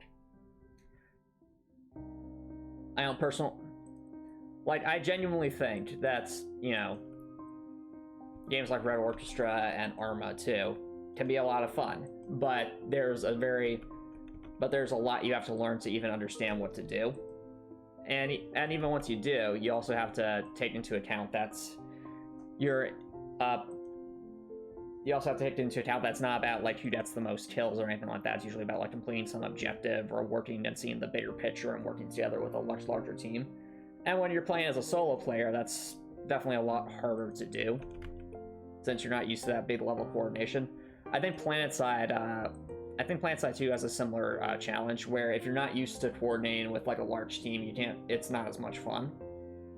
Like, don't get me wrong, I've ever played PlanetSide 2 on and off, and at times it can be a lot of fun. But I think PlanetSide 2 is at its best when you have like an entire like squad or battalion of people who you're communicating with in voice chat and can actually like give out orders and just chat. And you're coordinated. That's when PlanetSide 2 really shines. And the thing is, PlanetSide 2 is not a hyper-realistic game. It's like a sci-fi, free-to-play FPS. But what makes its focus is on like big-scale battles. And if you don't have that high level of coordination, then you lose out one of those things that I consider part of my fun factor, and that's that one person can't really turn the tide of that. No matter how good they are, if there's just too many people, you can't do anything. Like, there's nothing you can do.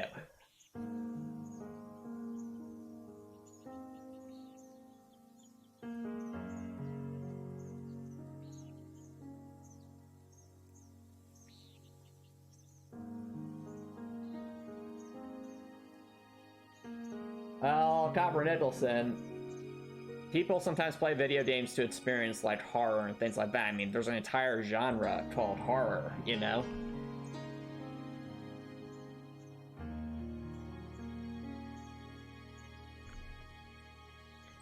I think that should adjust the heights correctly. I'm gonna test something, chat.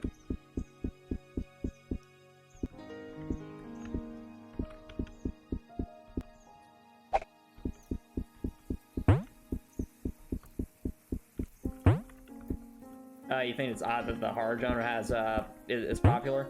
I mean, horror's not my thing, but I understand that plenty of other people enjoy it, and you know, all power to them.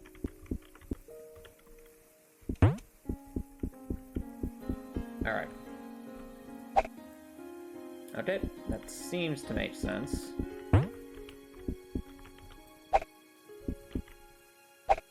There we go. What I was trying to test, chat, is to make sure that the projectiles are correctly changing in height, and they are. They are. So I can do something like this, and it still goes as I would expect it to.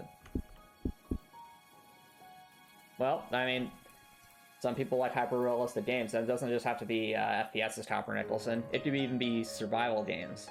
Like, I think there's a game called The Lone Dark, or something like that, where it's just meant to be a hyper-realistic survival game in, like, I think like northern Canada or something. And again, the game it's not about defeating things, it's just about pure raw survival against, you know, against just surviving against hunger, surviving against wild animals, surviving against just the cold you have to deal with.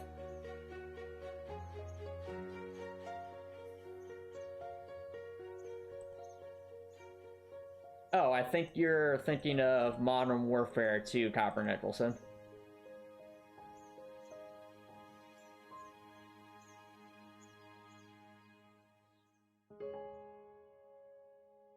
Oh yeah, I remember that mission from Modern Warfare 2. It was very, very controversial because it's basically showing you it's making you experience what it's like to be someone on the inside seeing that operation firsthand. And that can be genuinely terrifying.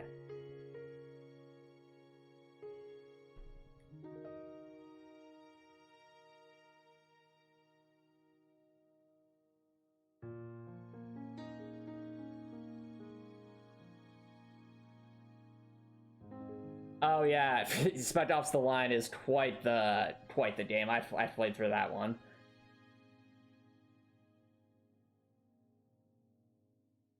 No, Topper Nicholson, that is not the case. Show me someone who says that video games are promoting bad behaviors, and I'll point you to a complete lack of. I'll simply tell you that they're probably trying to distract you from something. That's been studied, you know, to so much, and it's been shown consistently to not be the case.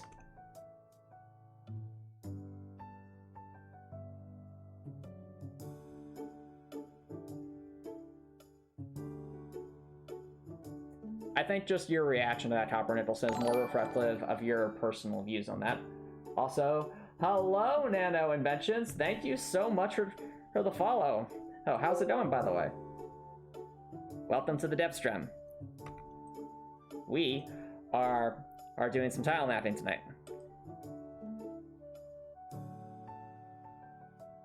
And after fixing some bugs, I think we're finally gonna make some good progress.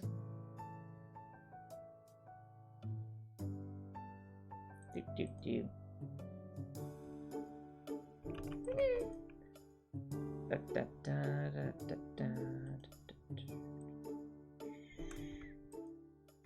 think it's 18.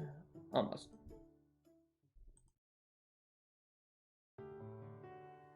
Yep, no problem, man. No problem.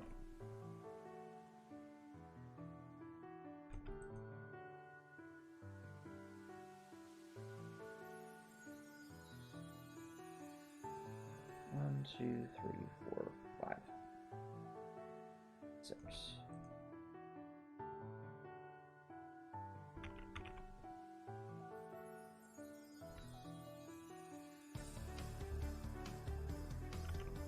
Alrighty.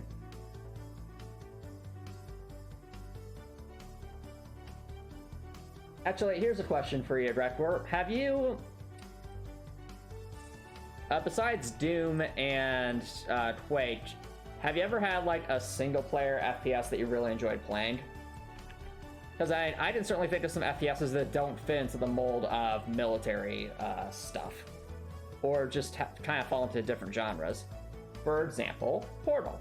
Portal is very much an FPS, but in the loosest possible sense of the term, because it's a puzzle game, you know? But it's still an FPS because you are in a first-person view, and you're using a ranged something. It's just that ranged something's used as a tool and not so much as for combat. You know? Yeah, Portal 1 and Portal 2 are amazing games. And then I would also bring up, you know, the Half-Life games. So Half-Life, again, also an FPS, but it's more of like a sci-fi story than anything else. And there is a bit of randomness to how the weapons fire too, so that can affect how you handle situations. Definitely adds to the tension. Grektor, have you never played Half-Life 2? Like, I consider Portal 2 and like Half-Life 2 to be quintessential, one of the quintessential single-player experiences Valve has ever created. Like, the thing is, it's such an old game now, but I think it still holds up. Like, I would argue that Half-Life 2 probably set the standard for what's expected out of, like, a single-player, like a high-budget single-player FPS experience.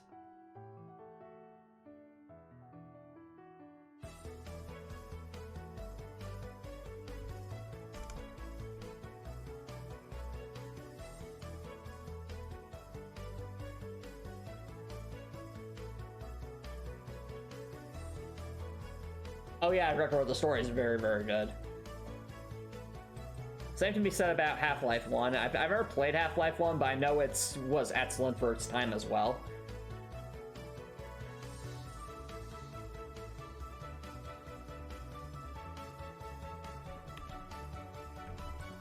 I think, in a sense, Half-Life 1 kind of fills a space closer to Doom in the sense that, or Quake, that you're still... It still has that old style to it. Whereas Half-Life 2 feels more like the modern single-player experience.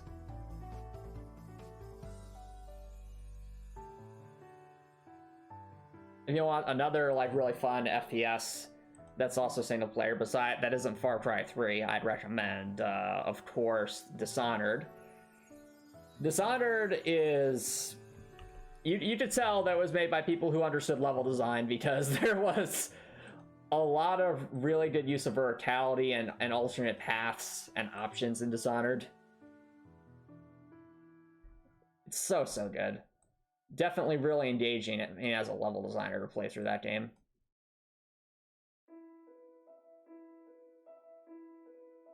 Which games just like that? Dishonored or just other stuff?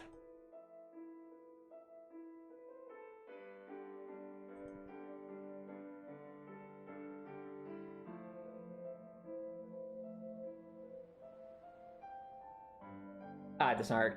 Well, it depends how you're playing it. The way I played it, I was going for the achievement where you don't use any of, like, the super abilities you can get.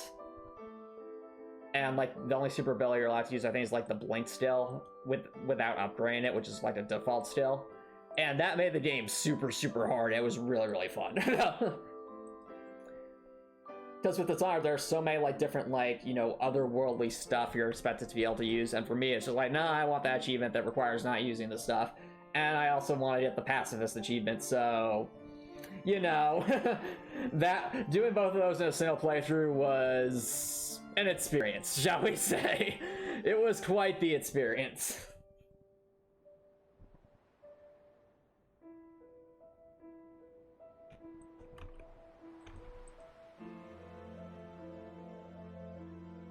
Yeah, and in a sense, that was practically a challenge run before I even considered challenge running, if you think about it. But I mean, definitely handicapping myself doing that stuff.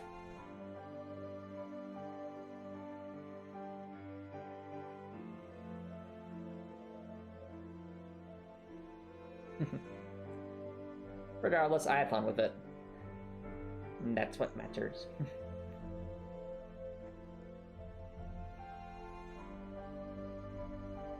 There's also a part of me that's realizing I should probably just keep this wall not there at the moment. Not because that won't eventually be there, but because I need to actually be able to test this area out. And I can't really do that if the slope is here, because I don't have the ability to go enter doors yet. Or I haven't implemented the doors yet, so I can't, like, go back up through the dungeons to get back to this area.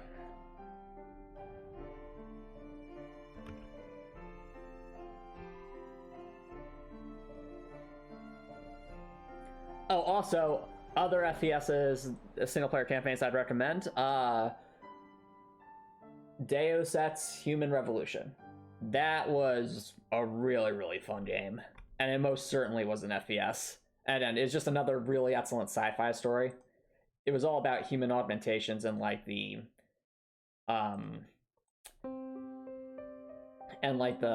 ethics behind it. Really fascinating game. In fact, Deus Ex Human Revolution is so good that one of its most noble criticisms is just what they call the vending machine ending. And that's where all the choices up to you make throughout the game up towards the ending seem to just be completely irrelevant. And that was, like, one of the heaviest criticisms of the game, because then you have these really cool choices throughout the game, but they seem to have absolutely no bearing whatsoever on the ending. So, like, you could be like a complete awful person going through the entire game, and yeah, it's when you get to the end, you could just pick the option that's the best ending, and then it's like, oh well, but everything worked out. And it's like, what?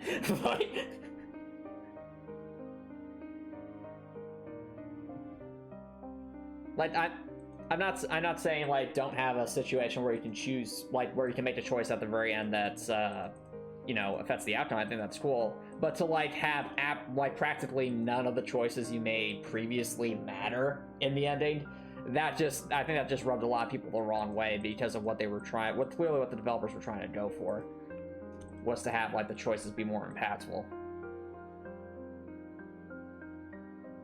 Yeah. But if you ignore like the vending machine ending criticism, it's otherwise a fantastic single-player game.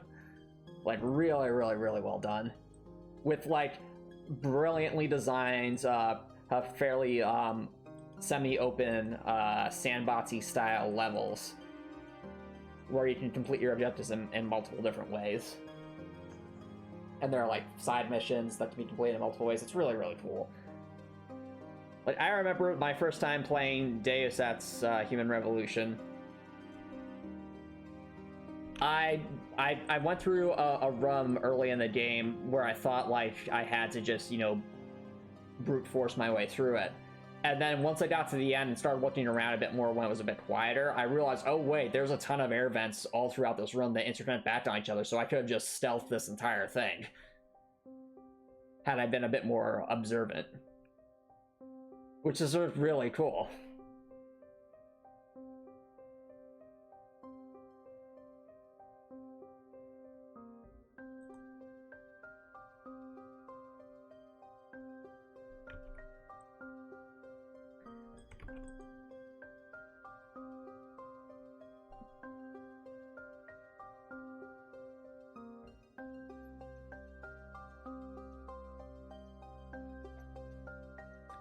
Right, I think that'll do for that section.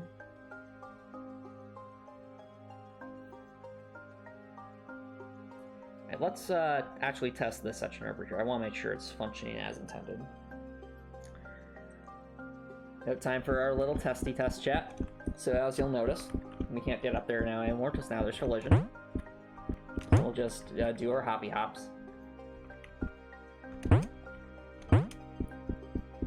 And make our way over there. See? A nice, happy little section. And you'll notice, seamless. Walk down these stairs.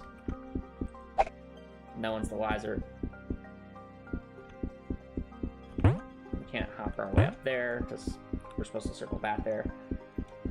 Honestly, chat, this whole loop around is one of my favorite sections that I've designed for the dungeon so far. Just because, as I'm sure you all know, I think it'll be really, I think it'll be a lot of fun, whereas like once you go through all these other sections, you finally get back to here where you were before, and suddenly it's like, oh, you got one less, you know, significant challenge before you get, well, significant I say in air quotes, it's still the tutorial dungeon, but relatively a significant challenge for this point in the game to get the item you're trying to get from here. But that's a subject for when we actually have all the things. I am happy to say, like, so far I'm not noticing like any major lag drops, despite all these platform tiles, which is a good sign. Very good sign, because that was one of my main concerns with the map this page. Though we won't really be able to tell in full until we've actually tiled out the entire map, because there's definitely a lot more tiles to be placed. Okay, now here's the section I want to check. So, Alright, I'm not noticing. Oh, wait. No, okay, that's just the animation. Looks fine, I think. Yep, I think that's good. Let's just do a quick, yep, dashy dash works. Alright, I think that one works. Now let's test out the section I'm very much interested in, which is up here. Ah, hee. Okay. I think I'll be okay. What do you think, chat? Do we put an invisible wall here, or do we leave this as is? Because, I mean, technically, with the way the game's designed, this is allowed. And I'm fine with that, because you do have to tile line it up.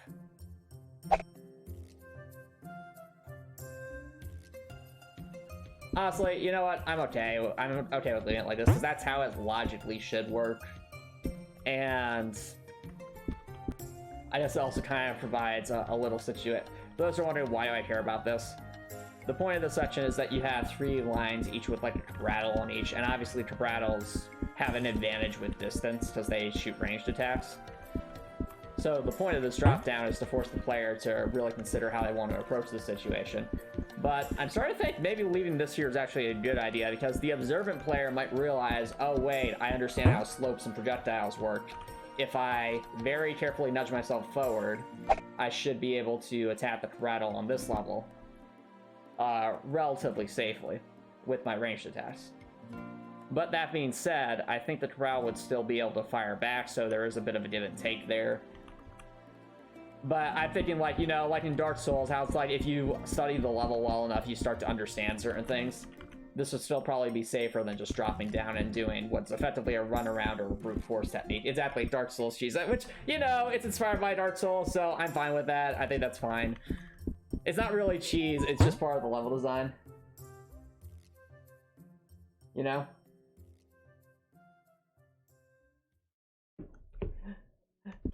But you're right, Gregor. I love it, like, when in the soul, when, like, if you understand the level well enough, you can start to do, we'll say, sillier things that work out. And again, this isn't super silly, it's just understanding how the gameplay mechanics work.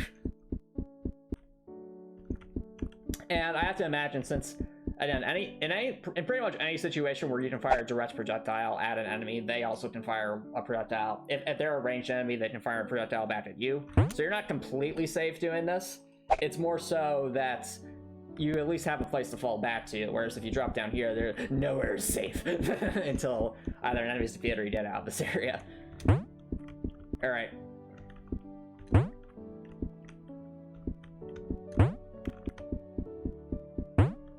And speaking of cheese, Drakor, apparently, the 1.07 update actually made one of my favorite cheeses for Elden Ring easier. So, Drakor, remember that tree sentinel that was blocking the entrance to the royal capital? That you have to defeat in order to gain access to the royal capital? And we had trouble with it until we started using a great bow against it. So the thing about that tree sentinel is, for whatever reason, if you sneak up behind it and use the poison mist incantation on it, it doesn't aggro, but it still gets poison buildup, which means you can poison it until it dies. So, yeah, we cheesed it by using a respawn mechanic, but there's a much easier way to cheese it where you use the poison mist incantation. Obviously, we couldn't do that because that's, you know, that would have gone against our rule set. But in a non-challenge runny situation, you could just use poison mist, sneak up behind it, and do that. The thing is, though, prior to patch 1.07, poison mist buildup wasn't that great. So as the poison based buildup got worse and worse throughout as you casted on it, like, I think at the start you would need like 2 casts to get the poison mist proc on it, but then like by the end you need like 3 or 4, and it got pretty silly to the point where you need like 5 or 6, like, you know, magic flasks just to be able to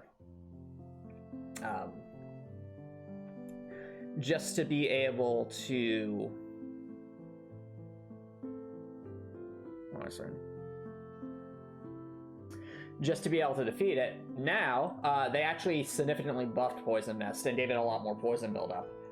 And you might say, how much poison buildup? Legit, even when they reached like the max amount of poison buildup resistance, it still only took 1 cast of Poison Mist to proc it. And to me, that's just mind-blowing. That's like a 3 or 4-fold increase in poison buildup for an incantation that used to be not that good. So that actually makes me really reconsider whether or not to use Poison Mist like in my PvP build. Because honestly, if it's building up that quickly against the boss, like, imagine it's like, it could be a legitimate deterrent in like a PvP situation. You know, it's not like, oh, it's just Poison Mist, I'll run through. It's like, oh, it's Poison Mist, I shouldn't go anywhere near that cloud of toxic gas, you know? Like... Oh, it certainly took, it still takes a while because you have to wait for the poison to tip down, but considering that you can just beat that thing without having to directly fight it, who cares if it takes, like, you know, 10 minutes of waiting for poison, you know? Because when you're doing, like, a low-level a low-level build or trying to have like a low-level PvP character, you much prefer to just get that boss out of the way so that you can just keep moving forward and not have to worry about it. If you get what I'm saying. Now this section here, I'm thinking we'll have 3 height tiles. So we'll have a 3, a 2, and a 1.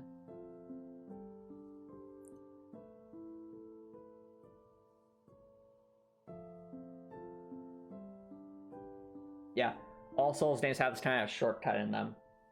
Oh, you mean like the cheese? Where like you do silly things like throwing the dung piles over or the fog gate to defeat like the Capra demon or things like that. Oh yeah, and you know I'm fine with that, Greg. Where like I feel like if the game's difficult enough to where it's like if you find like an exploit that you can make use of against an enemy, you should absolutely exploit, because that means you're actually understanding the game mechanics a bit better. Yeah, it's amazing. No, I agree. I mean, the fact that Manus is cheesable with a bow is still hilarious to me, because Manus is like the hardest boss in Dark Souls 1, but the fact that you can just use a bow against it with like insane range and it works, it's kind of funny. It's 100% elite level design to have all these exploits. Yes, at a certain point, all the broken memes just become features. Exactly. Perfect.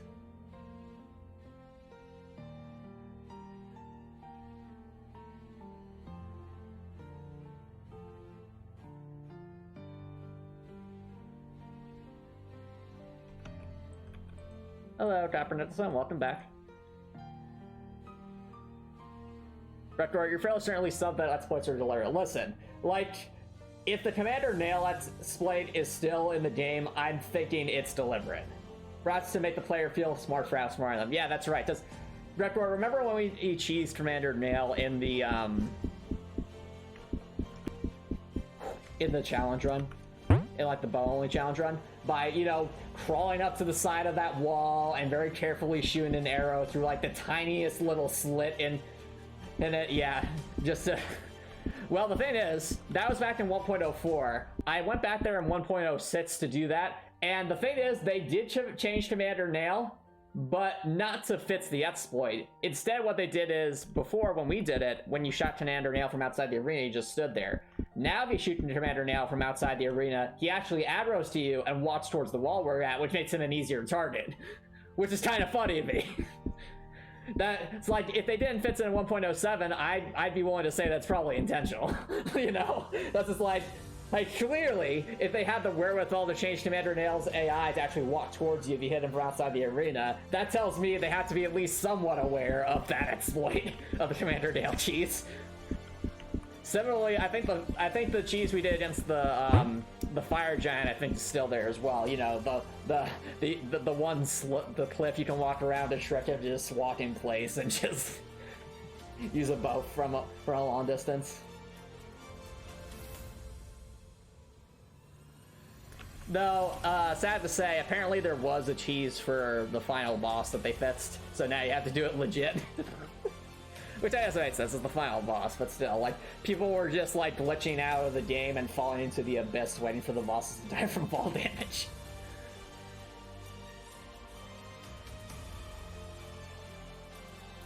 But I digress. Here.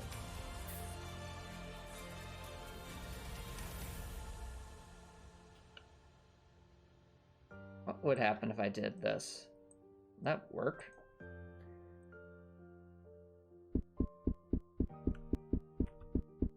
Nope. Okay. I did something like that. That caused weird glitches.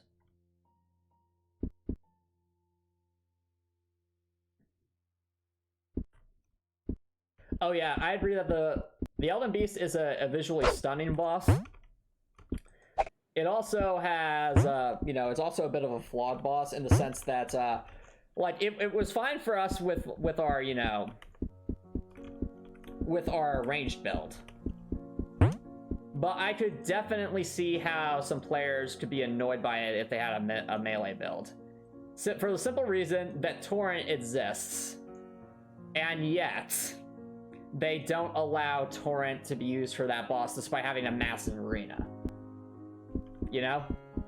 So for a melee build, you end up just walking around the arena over and over and over again. It doesn't make any sense.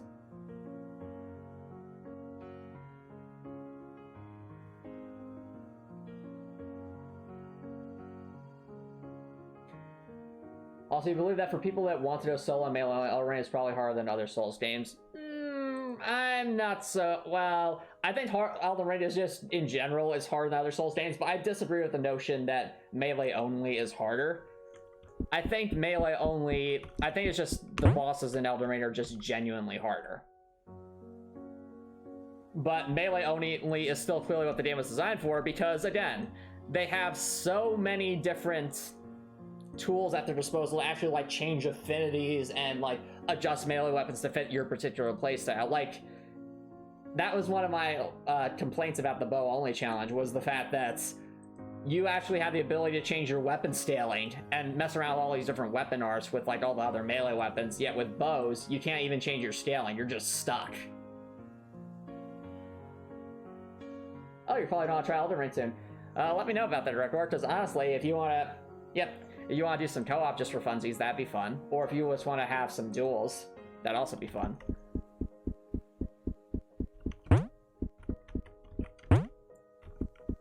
Yeah, in fact, because I have something I was genuinely considering, or just thinking out loud here, chat.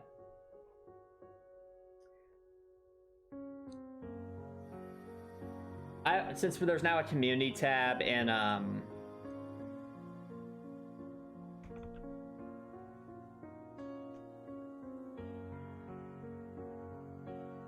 Alright, sounds good, Redcore, sounds good.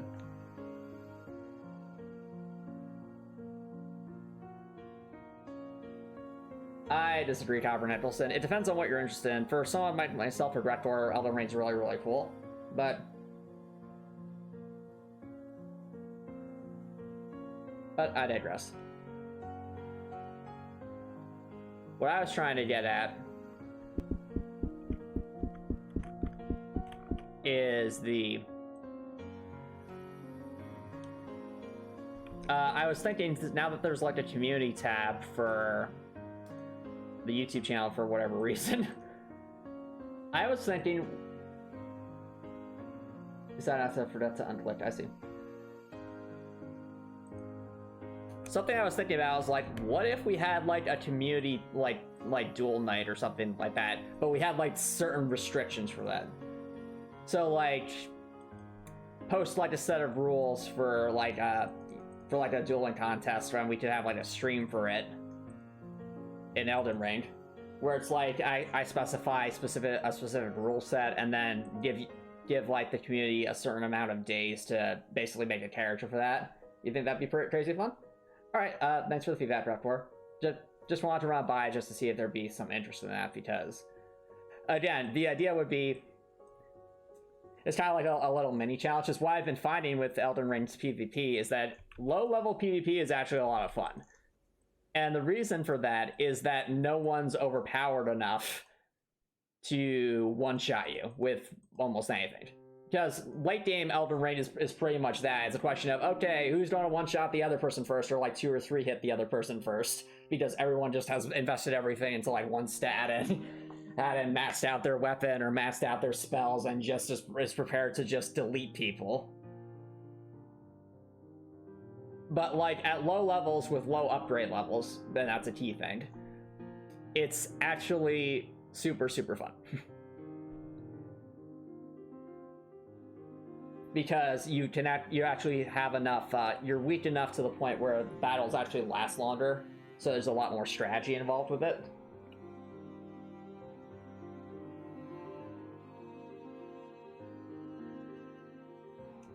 I'm not so sure about Jackbox Knights, Copper Nicholson. I think Elden Ring has a lot more to do with it than Jackbox does. Well, it has a lot more fun stuff to do, personally.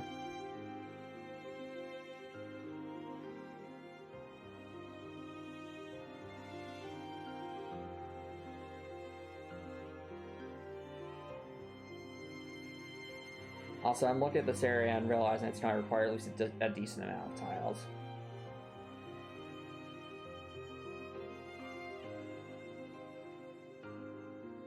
Oh, I'm not saying Jackbox isn't fun, I'm saying it's not as entertaining as Elden Ring.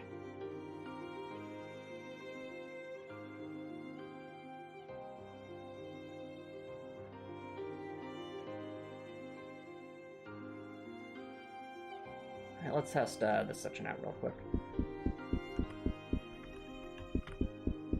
Okay. So we can't really hop that. Well, actually, no, we can still hop the corner, it's just a higher elevation. Okay, that works.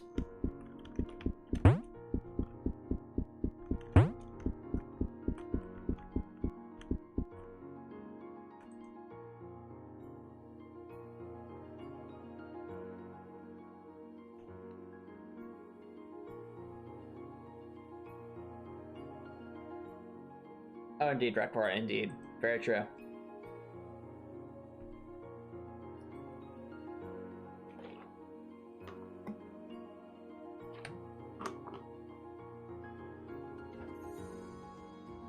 Have you considered adding a drop sound for when Dorothy falls from a ledge that has more than one high? I honestly haven't thought about that, Gretgor. Like, as Dorothy's fall down that high ledge is a bit jarring.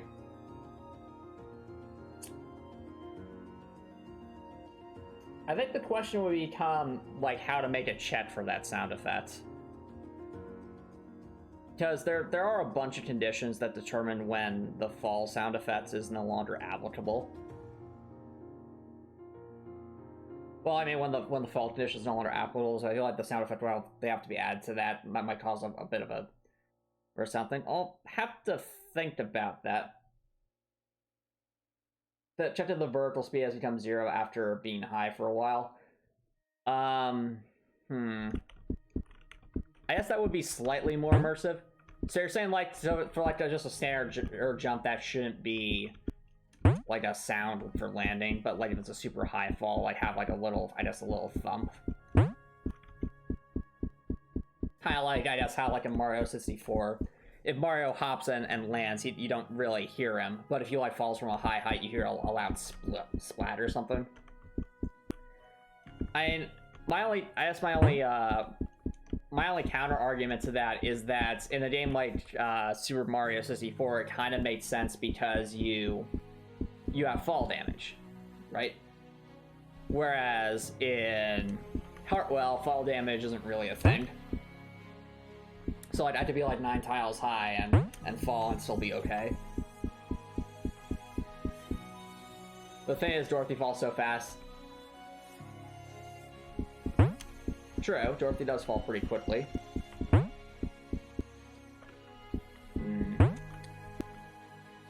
I'll have to add that to the ideas, Grekor. If you want, you can even post it in the Heartwell Ideas tab, and that could be something I mess around with in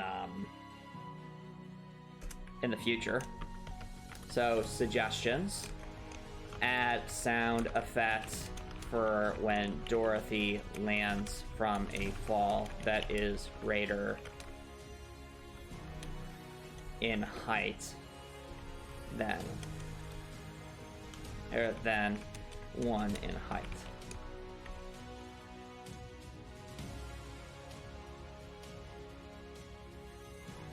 This could be a regular step sound or a slight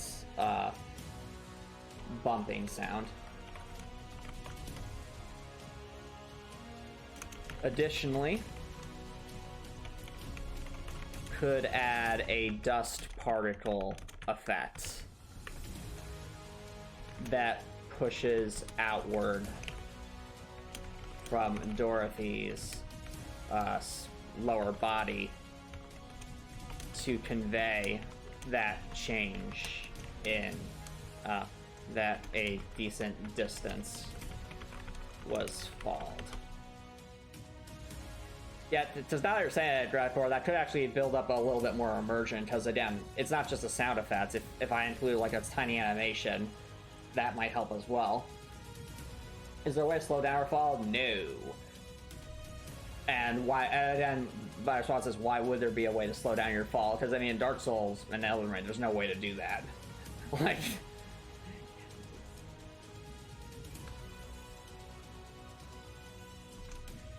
that they fell a decent distance.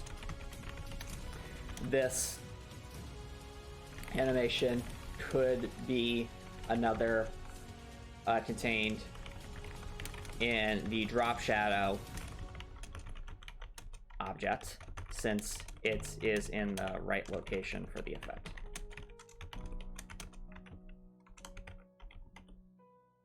Does you feel like her fall is a bit too fast? I think that just has more so as a reflection of how slopes work in the game. So the intent for slopes is to actually be very, very vicious in that sense, so that you really fall fast. Because remember, this is a pseudo 3D game, so it's not actually 3D. It's more of a 2.5D situation here. So like if I were to jump from right here, so we're 2 blocks up, all that happens is you see this little animation and we eventually land, because that's just the way the game was designed. So having a fast fall down slope animation is kind of to tie that into that.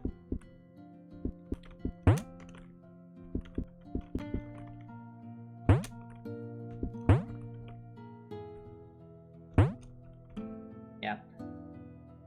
Although it does make me wonder, what if the drop shadow actually had like different distances depending on Dorothy's current Z? Well, actually, no, that wouldn't work. That's what I'm realizing is in like the well segment, it would just be very jarring because the drop shadow would constantly be changing. I think the way the drop shadow currently works makes sense because it's just conveying where the player is. Why I made it super 3D? One, easier to program Copper Nicholson, so I can program it very much like as it's seen here and as it's visible. So it's a lot easier to program it like this, I feel, than it is to try and program a 3D space. And two, I think it has a bit of a like an old school charm to it. So there are tons of games like the old Pokemon games that's, you know, try to convey a 3D space but aren't actually 3D. And I think this, or like even some of the old Zelda games were like that, where you have like slopes and stuff, but it wasn't actually a 3D space. So it definitely fits that aesthetic, if you will.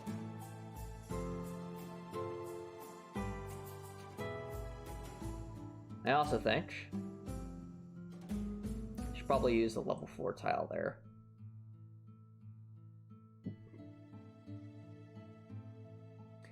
Unless we redesign this section.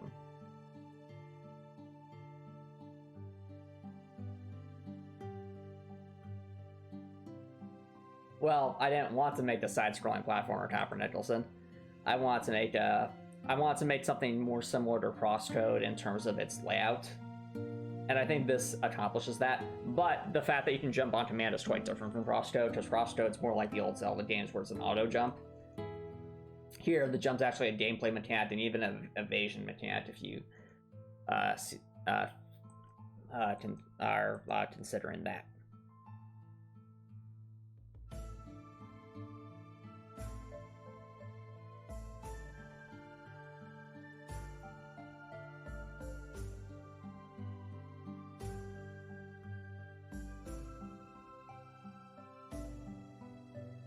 I actually think we should edit this section just a smidge. It'll be a very minor edit. So what we're going to do, chat, is shift some things upward.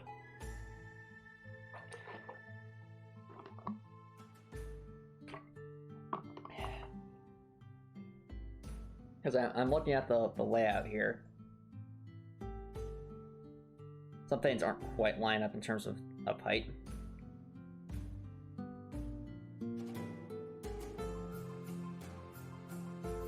Right.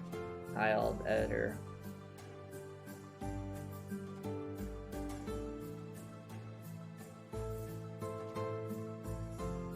want to do is shift this literally one tile up. Same thing here, one tile up.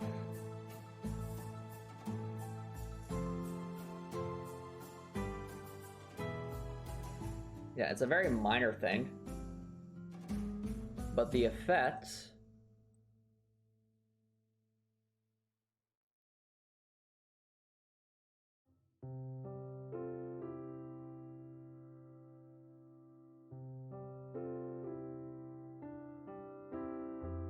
is to convey that extra height so it actually lines up a bit.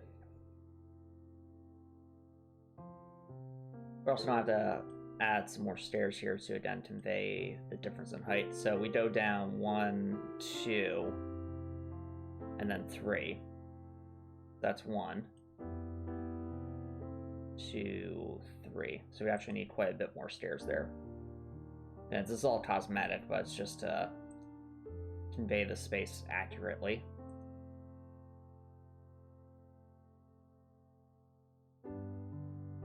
What time period does this take place? Great question, Governor Nicholson.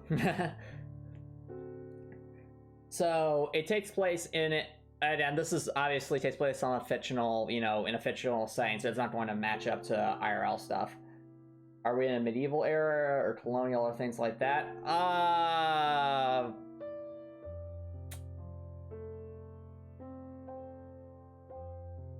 I'm trying to think of how to say this without being spoilery. I mean, I guess in the opening, some things are implied.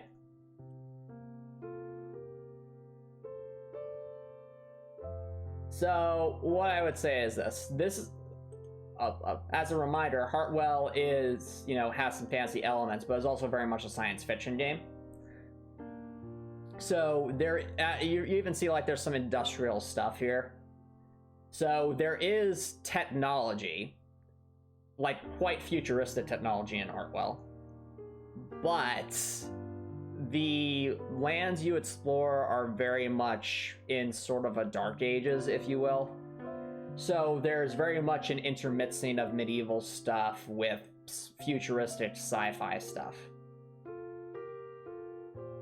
Just like how, as you're seeing here, there's some stuff here that you might not have seen in medieval times, like plumbing and other kind of storage containers and things like that. Oh, you love the science too? I'm glad, Rector, I'm glad, because again, I love settings that intermix the medieval with sci-fi, because I mean, that was literally Shining Force 1. Like, Shining Force, like, I loved the fact that in Shining Force 1, you go from literally fighting like knights and goblins to fighting robots at the start of the game to like fighting robots by the end of the game, and it all fits within the game's lore in a logical way. Like, those were all super fun. Well, no, this goes beyond steampunk, Rector. When I'm talking about technology, I'm talking really hyper futuristic stuff. I mean, the Manifest, I think, is a perfect example of that. So, the book that Dorothy carries throughout the game, that lets her like manifest stuff. Like, that's, a really sophisticated piece of technology.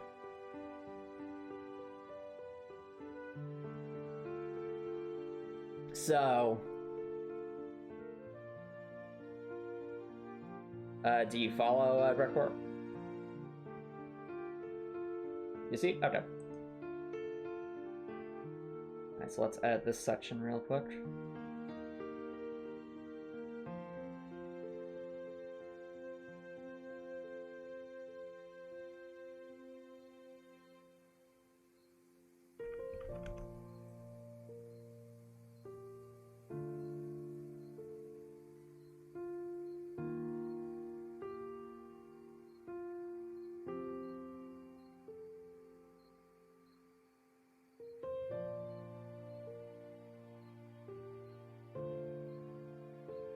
Alright, it's all seamless. Understood.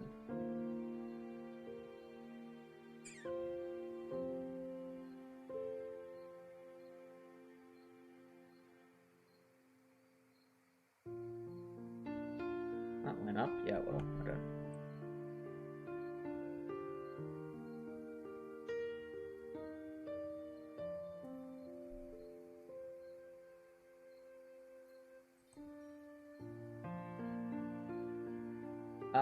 No, Copper Nicholson, that is not the story. That's not the story, dude. That is not the story.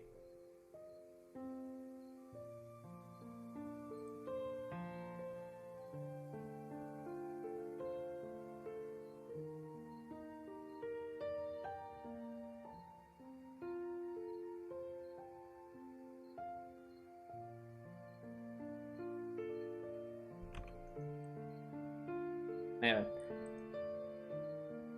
I think for people who've been following this project for a while, I think it'll be, I really do think it'll be worth the wait when you guys finally get a glimpse of the story I've been crafting. But again, I much prefer you guys to, like I've said before, go into that blind as opposed to me talking about a bunch of stuff. By the time the demo comes out, you don't really have much new things to see.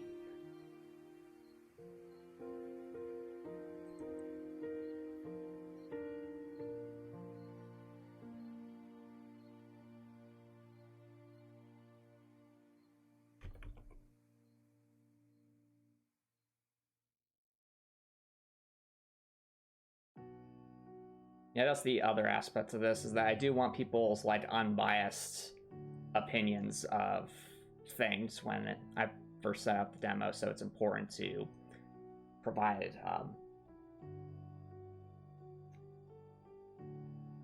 so it's important to be able to give you guys that experience, I think.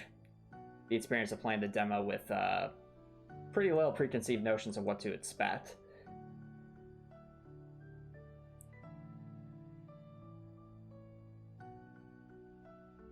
Demo, yes, I know.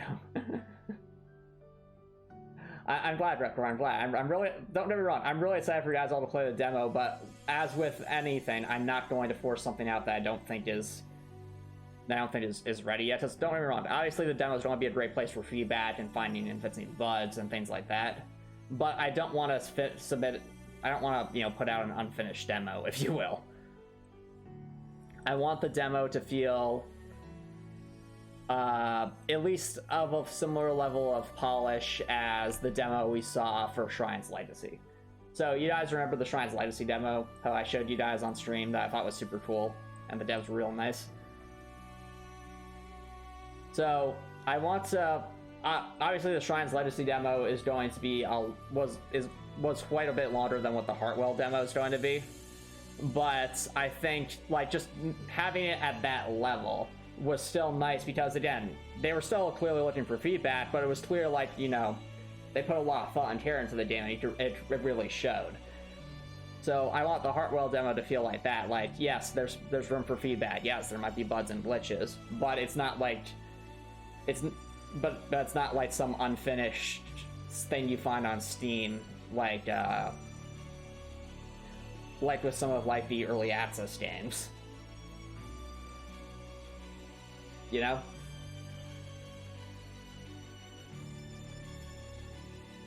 I'm not sure if I'm conveying what I'm trying to describe effectively enough, chat, but that's the best way I can put it.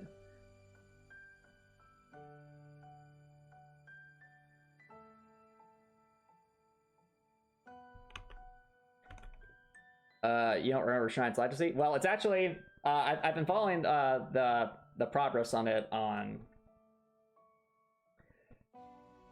Twitter, in fact, and they're actually getting, they're getting a lot of positive reception, and they are also making amazing progress on it. I'm super looking forward to playing it when it's all ready to be released, because they've been making some great strides with it.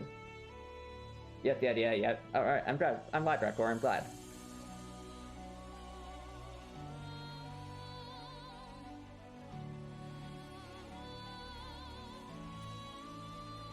But yeah, super excited to play Shrine's Legacy when it's all ready. You can tell that a lot of love was put into it. And I'm hoping the Heartwell demo can evoke a similar level of engagement, shall we say, from people who play it.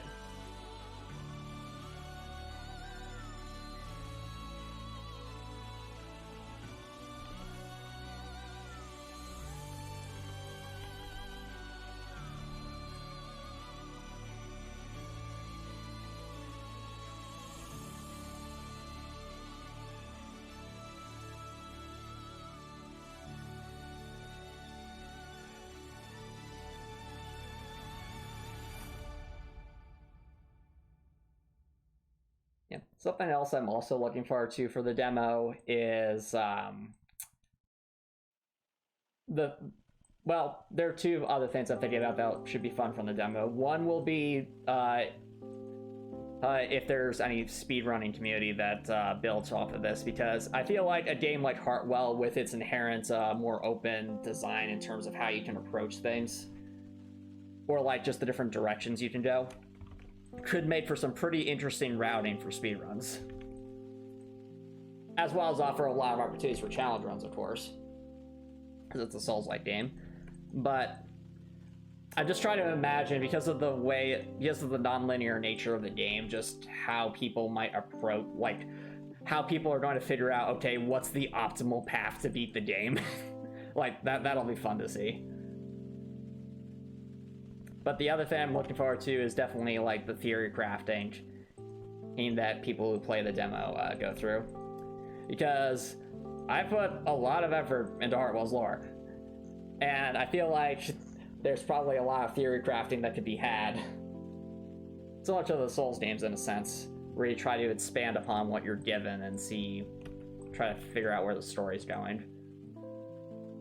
And things like that. Or like in how different characters are connected and so on and so forth. Tower Rentals has so many theories, I see.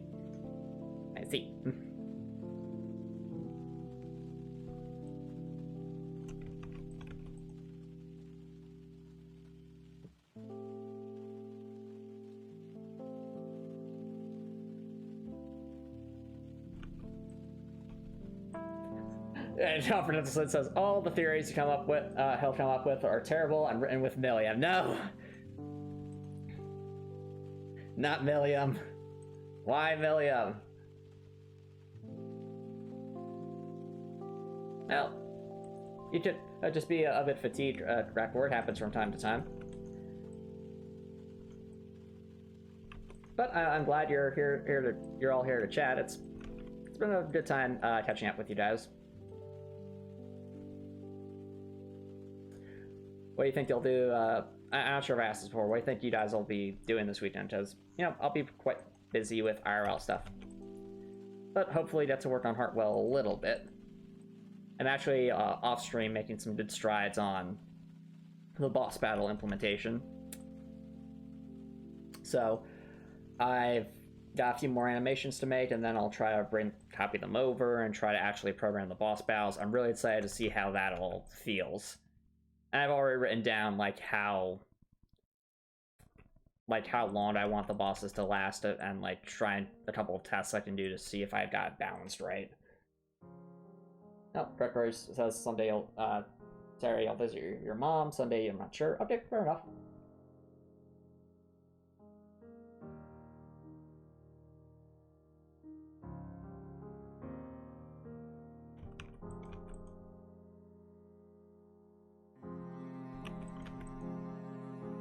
There's more to life than that, Howard Nicholson. You really should look beyond that, dude.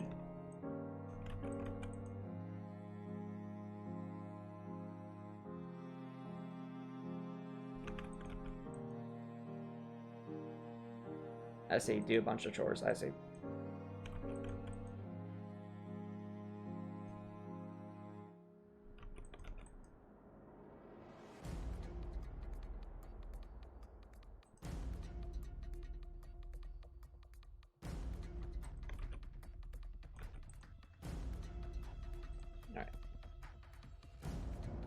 Those tiles.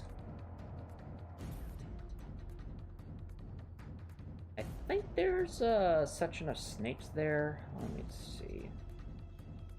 Yep. Okay, that's a snake section. Snack. Alright, I guess we can leave that as is. It's just, that's going to take a fair amount of tiles.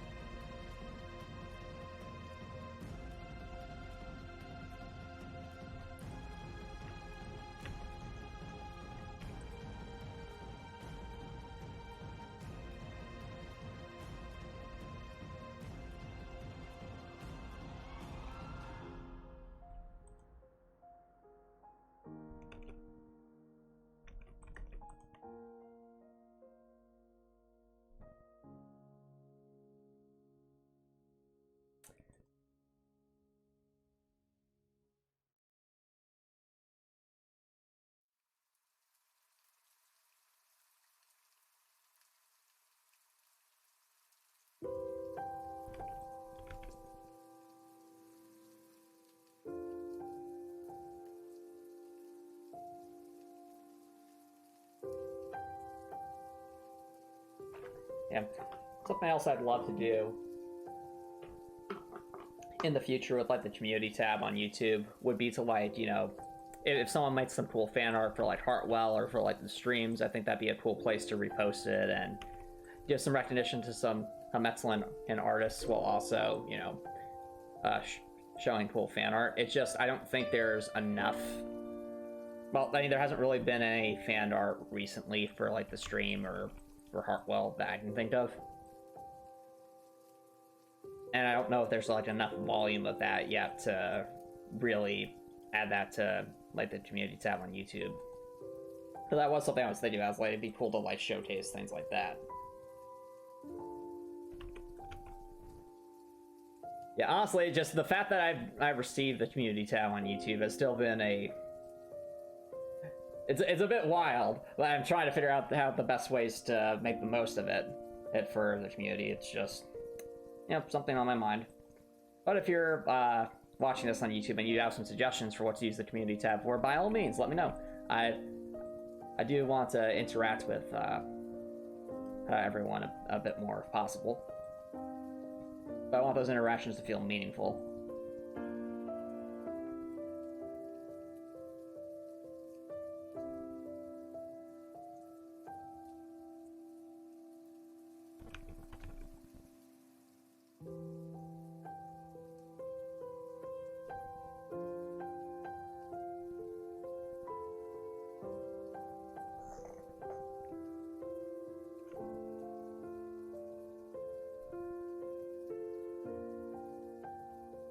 Alright, so let's move this tile over here.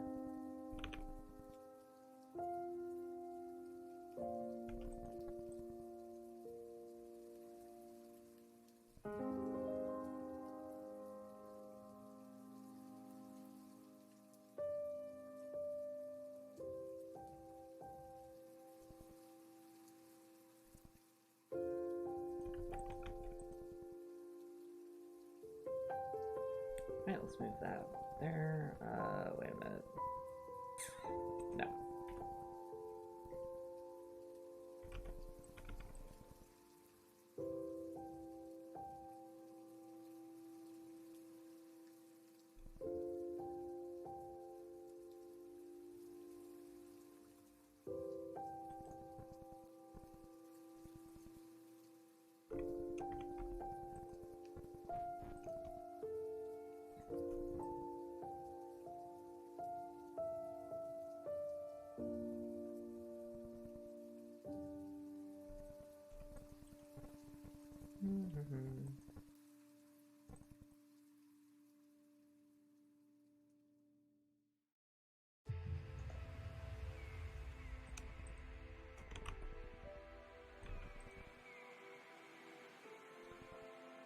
There, this here, and that there.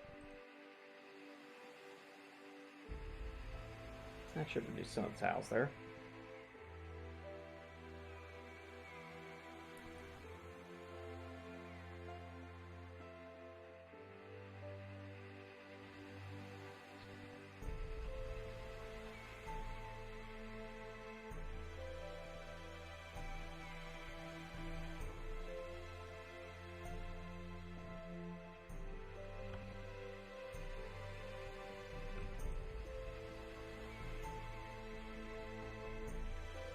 Right.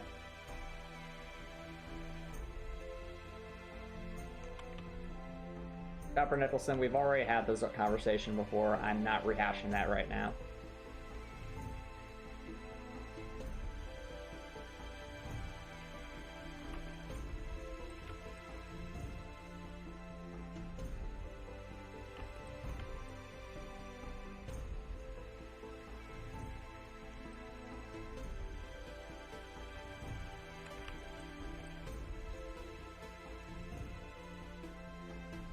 So instead, changing topics. I know you were talking about trying to become a better writer earlier, Copper Nicholson. So if you're, if it's all right with you, I'd like to just ask you some questions about just basic storytelling stuff to see where you're at, if you will. So, for example, if I were to ask you, Copper Nicholson, do you know what a theme is? in regards to storytelling, what would kind of be your response?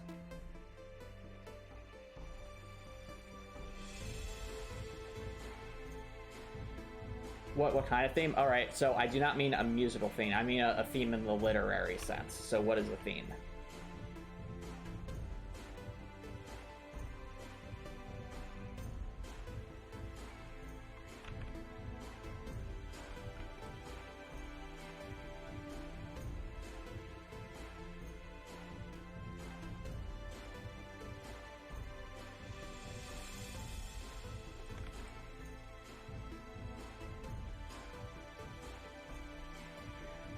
All right, that's direct, Copper Nicholson. It is an overall message. So since you know what a theme is, do you find it's challenging to come up with like a theme for stories for your foundation, for your stories for a foundation to stand on? So, Copper Nicholson, a theme could be like that, but those are pretty simplistic themes. Oftentimes, stories that are really captivating will have themes that require a bit more thought behind them. And what I mean by that isn't that, you know, not to say that moralistic lessons like that aren't important. I'm just saying that themes can be a lot more complex than a simple thing you read in like Aesop's fables. So,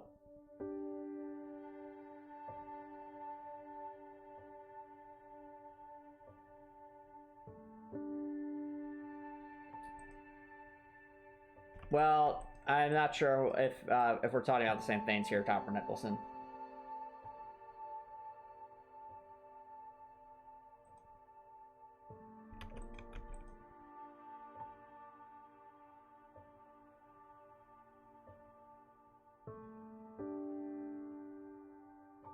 So, alright, so you're thinking of more like a social justice-based theme, I think is what you're going for. Okay.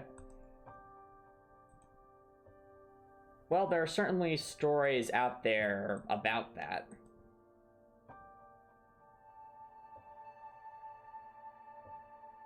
So, you're writing a theme about a topical issue of social justice that, you know, is perfectly valid. And is something to, and trying to evoke a sense of community with others, as well as perhaps gather people together to help alter the status quo. Is that accurate? Because there are certainly plenty of stories out there like that fall in that same genre of social justice. And there can be there can be themes related to destigmatizing a whole bunch of different things.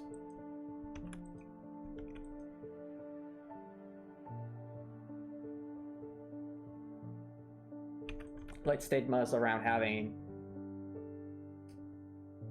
where was I going with this?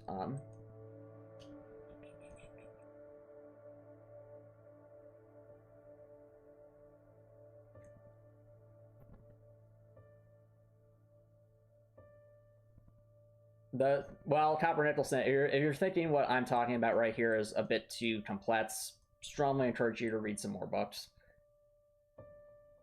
to broaden your vocabulary a bit. Let's see, if we're thinking of some good social justice books,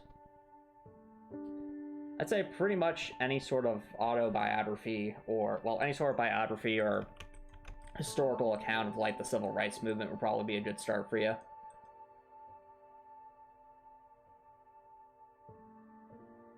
You don't know what I'm saying. I don't follow.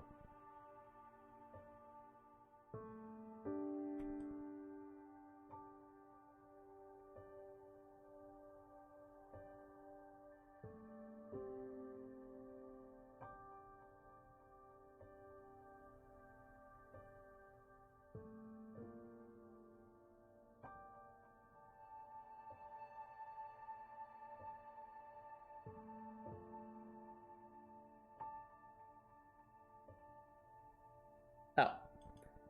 Well, what I was saying is, if you're interested in writing themes related to social justice, I'd recommend you read some well-written books that are also about social justice issues. Since I think those to help you become a better writer, expand your vocabulary, you know, all good things.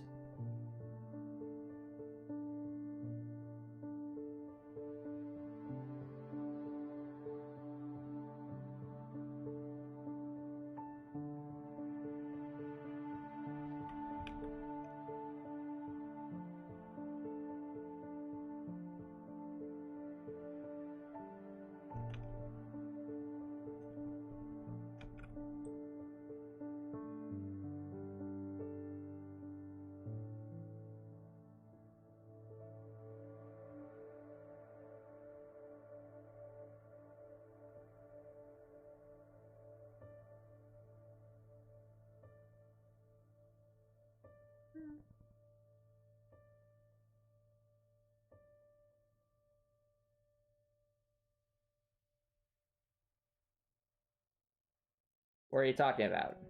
Copper Nicholson, that's what I was doing at before.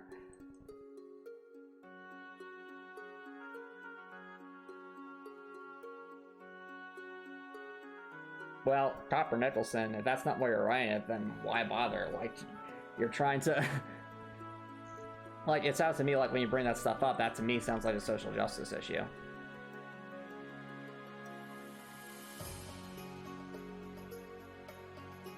And then Copper Nicholson, if you...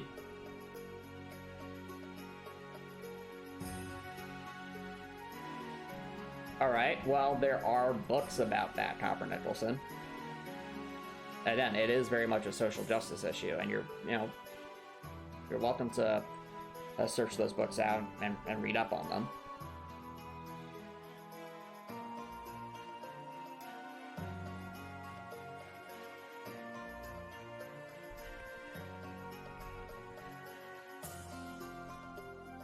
And I think that's all I'm going to say on the matter at this point, Copper Nicholson. So, in terms of other social justice issues that you might find useful, like I was saying, anything about the civil rights movement could be useful for your understanding. Anything about like what was it called? The Stonewall. Why am I forgetting? The Stonewall situation. What else was there? Stuff about the Loving case from, I think it was the 1960s.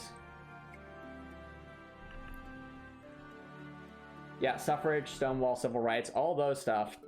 Anything about any historical accounts of those, Copper Nicholson could, the labor protest, that's another good one. The labor protest from the Industrial Revolution, those would all be fantastic stuff for you, I think, Copper Nicholson.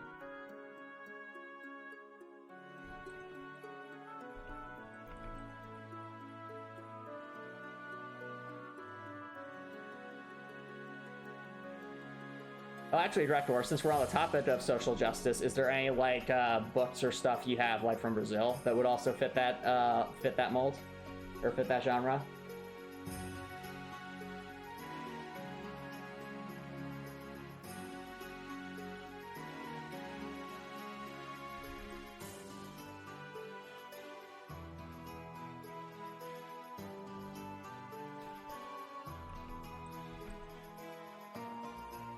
Okay, that's something to think about, Director. I, again, don't follow Copper Nicholson because there's plenty of... There's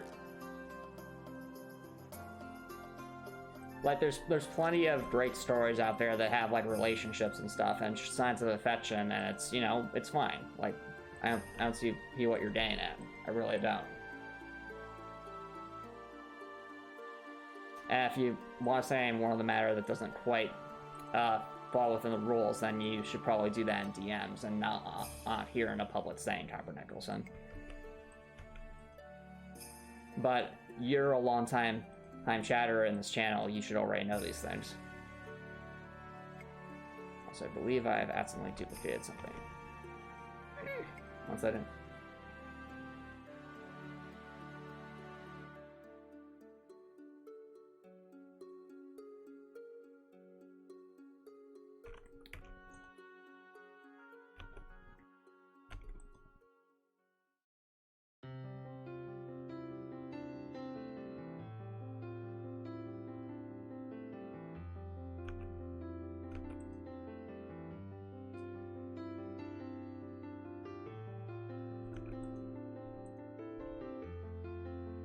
Well, on the bright side, chat, now that we've gotten some of those bugs fixed, I think we're actually starting to build the map quite rapidly here.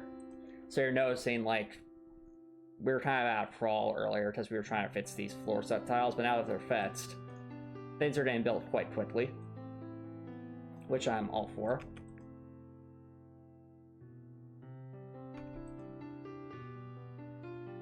I'll make the map feel. They are not unclear, Copper Nicholson. They're literally listed. Hit out.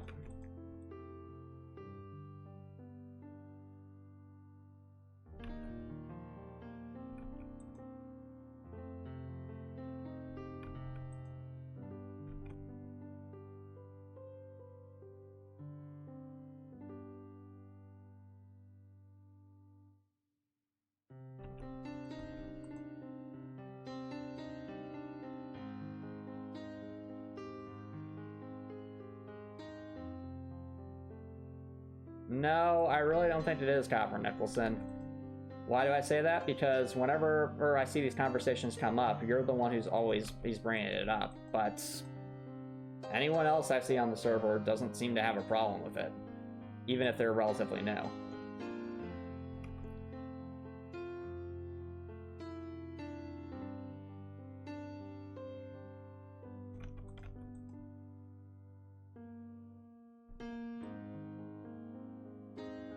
And if there is a misunderstanding, I give them one reminder, and then they understand.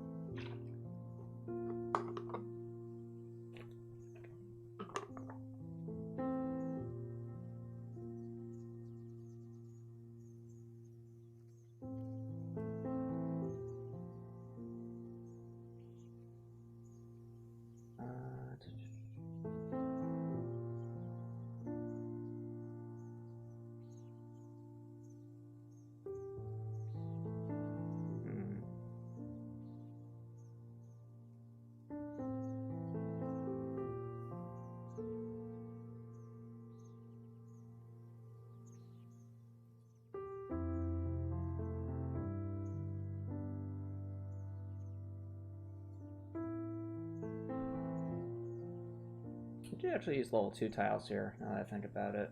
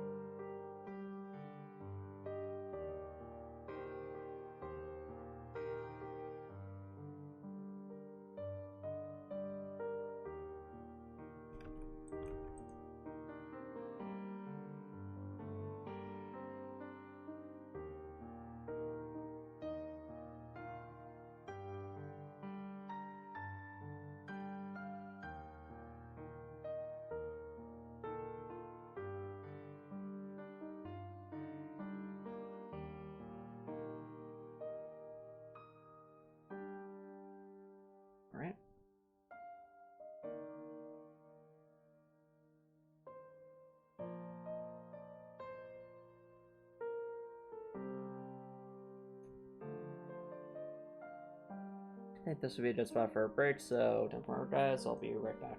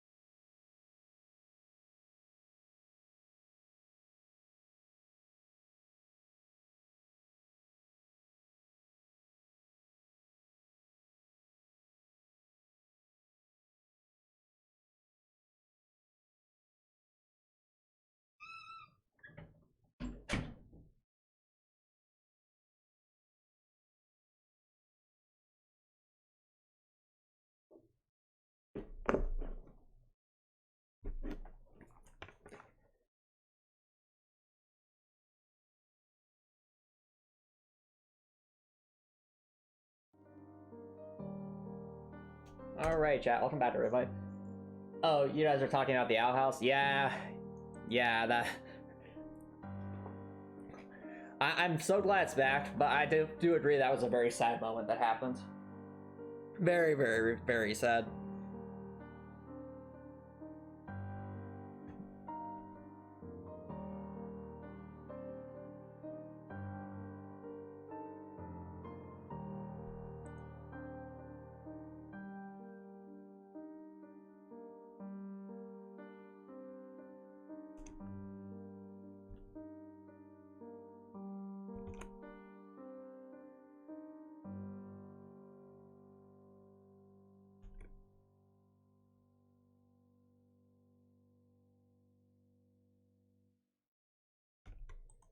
Yeah.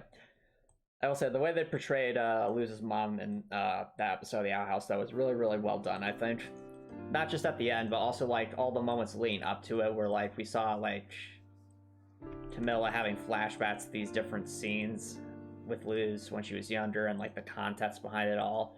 Definitely puts a very important perspective, I think, on why Luz is the way that she is. Also, I think it's pretty obvious at this point what I think the Talisman will become based off of all the hints we got in that episode. Like, it seems pretty... I think it's, at least in my... going into my theory crafting state here, I genuinely think the Talisman is going to be a snack based off of everything we've seen. I feel like it would make so much sense given what we know so far.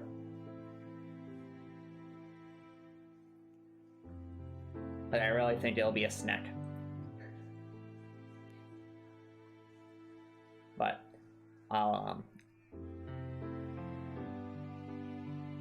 yep, exactly, a little snack friend, indeed. Because again, it reminds Luz of a certain someone that was important to her.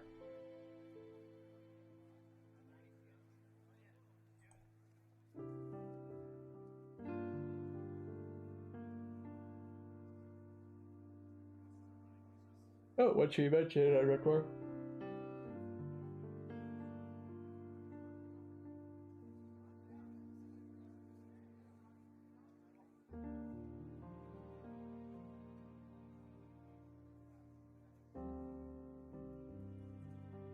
Oh, I didn't even think about that. That's a good point. I think that could be interpreted one of a couple of ways. One, it could very simply be that they, you know, in their haste to make the animation, they simply forgot to include Luz grabbing that before she headed out. That's always a possibility, just like it's an animation error.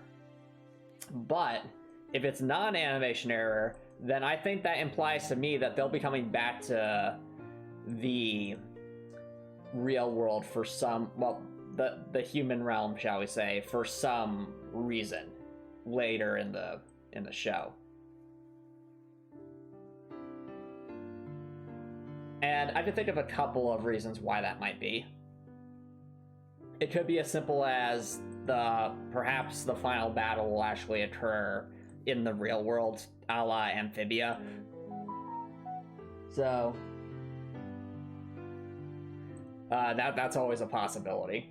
And then you'd have, like, the snack friend finally come into form against whether it's the Collector or Bellows or some combination of the two.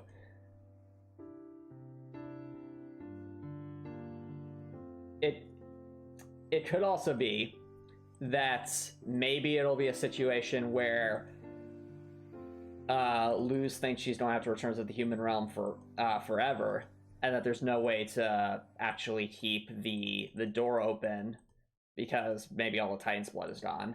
But then Snetfren actually hatches, and all of a sudden Snetfren is like the key to reopening the gate, if you will.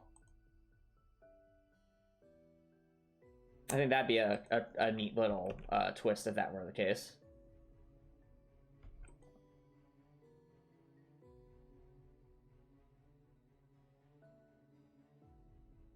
And lastly, it could also be a situation where maybe Snefren is the reason that a portal to the human realm even opens up again in the first place. To allow them to return after, you know, returning to the Boiling Isles. Not really, not particularly, no. Not super familiar with that.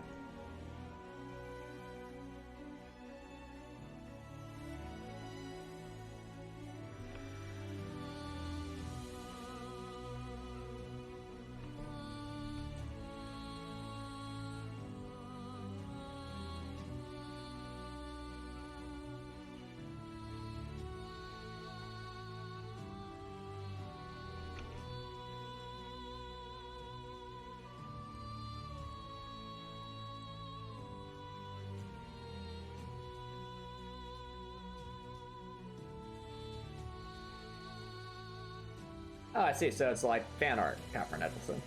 I see.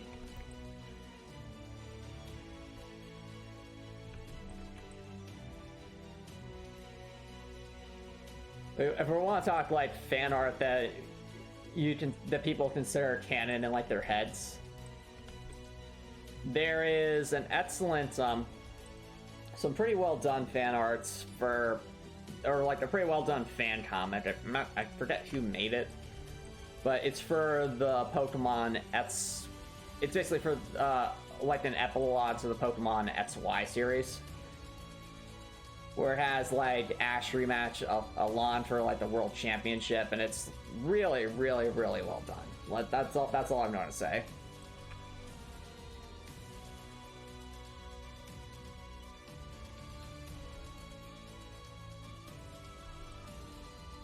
Because it's clear whoever wrote that comic clearly watched the show and really loved it. So I'd say it's a similar thing with those comics, Copper Nicholson, in regards to Owl House.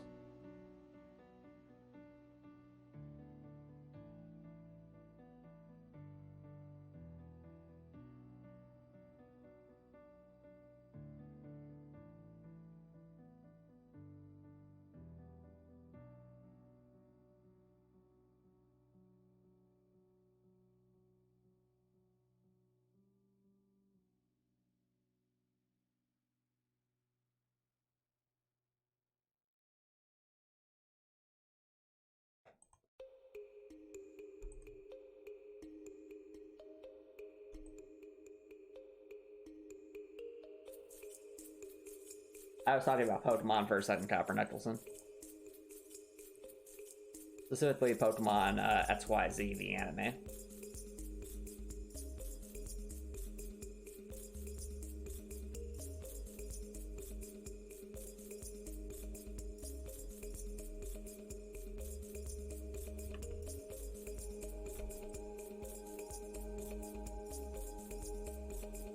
I don't remember Copper Nicholson, but if you like search like Ash's final battle on YouTube, you can probably find it.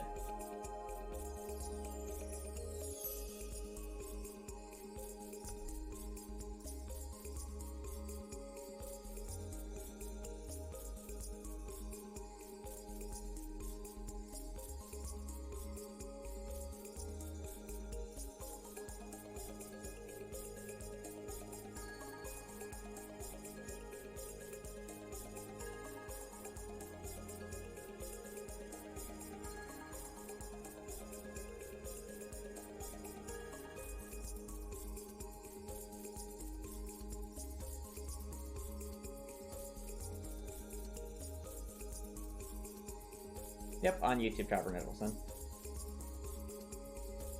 The comic was so well done that fans like actually, I think they put together like a video of it with like people speaking the text and music and stuff like that. There's a whole little production practically.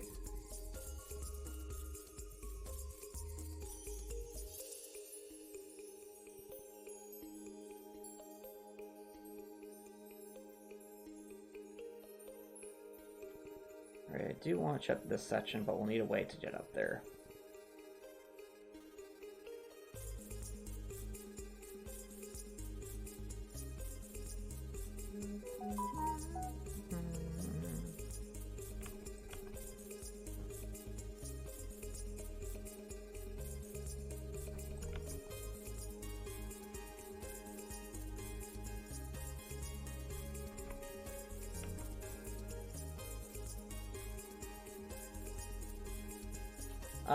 Probably for a few more minutes, Chopper Nicholson. There's still a lot more map to make tiles to tile up, so I want to see just how much of it I can get to tonight. Because I'm definitely enthusiastic about tile mapping as much of this area as I can.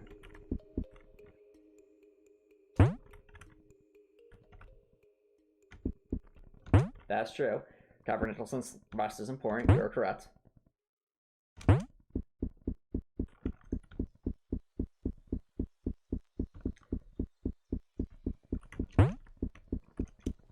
At least want to make sure there's like a glitch in this one area.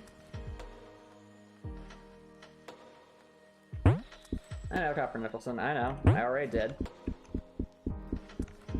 I know how to take care of myself, dude. I appreciate it. Yes, Chopper Nicholson. Yes, I did.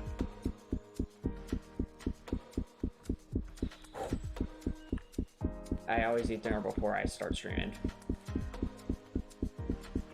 Very important.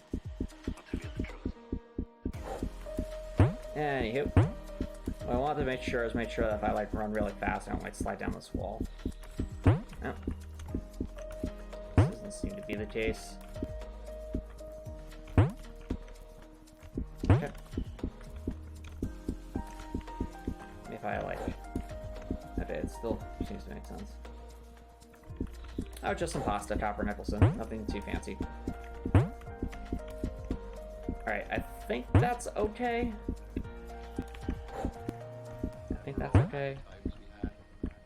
Right now I'm really trying to see if I can cause any like shenanigans to occur. Unfortunately, nothing seems to be happening, which is good. We don't want shenanigans. We want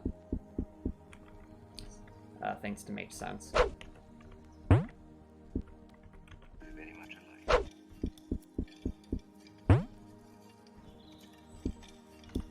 I have pasta and some chicken, Chopper Nicholson.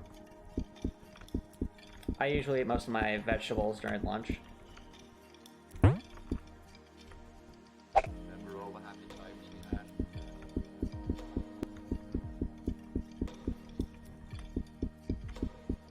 I had pasta and some chicken, Chopper Nicholson. There's a nice balance between eating carbs and meat. And the vegetables I have are usually during lunch. Very much alike. Yep, I have fruit during lunch too, Chopper Nicholson. I have a whole balance to it. And it's worked.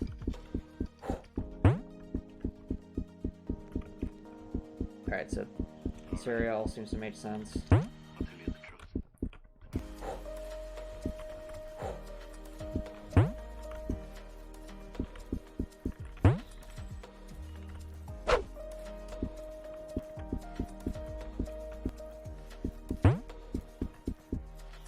Alright.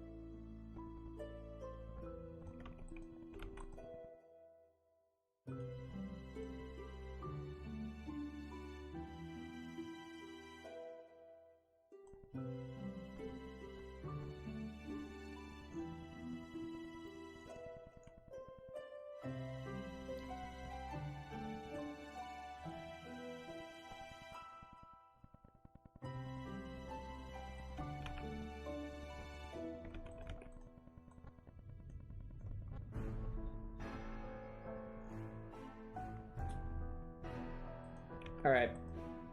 As much as I'd love to keep going, I think it is actually getting quite late. So I think I'll start to wrap things up right here. I think we made some good progress. We definitely tile mapped a lot more of the areas. I feel like next stream, based off of how fast we're going, we could probably finish up the rest of this half of the map next stream. Alright, I'm glad you all enjoyed it. So again, if you're watching this on Twitch, feel free to stick around for a raid. But if you're watching this on YouTube and you like what you saw, please consider subscribing on YouTube. It's free to subscribe on YouTube. You can always change your mind later, and it's a great way to show support. If you're watching on YouTube, I hope you have an amazing night.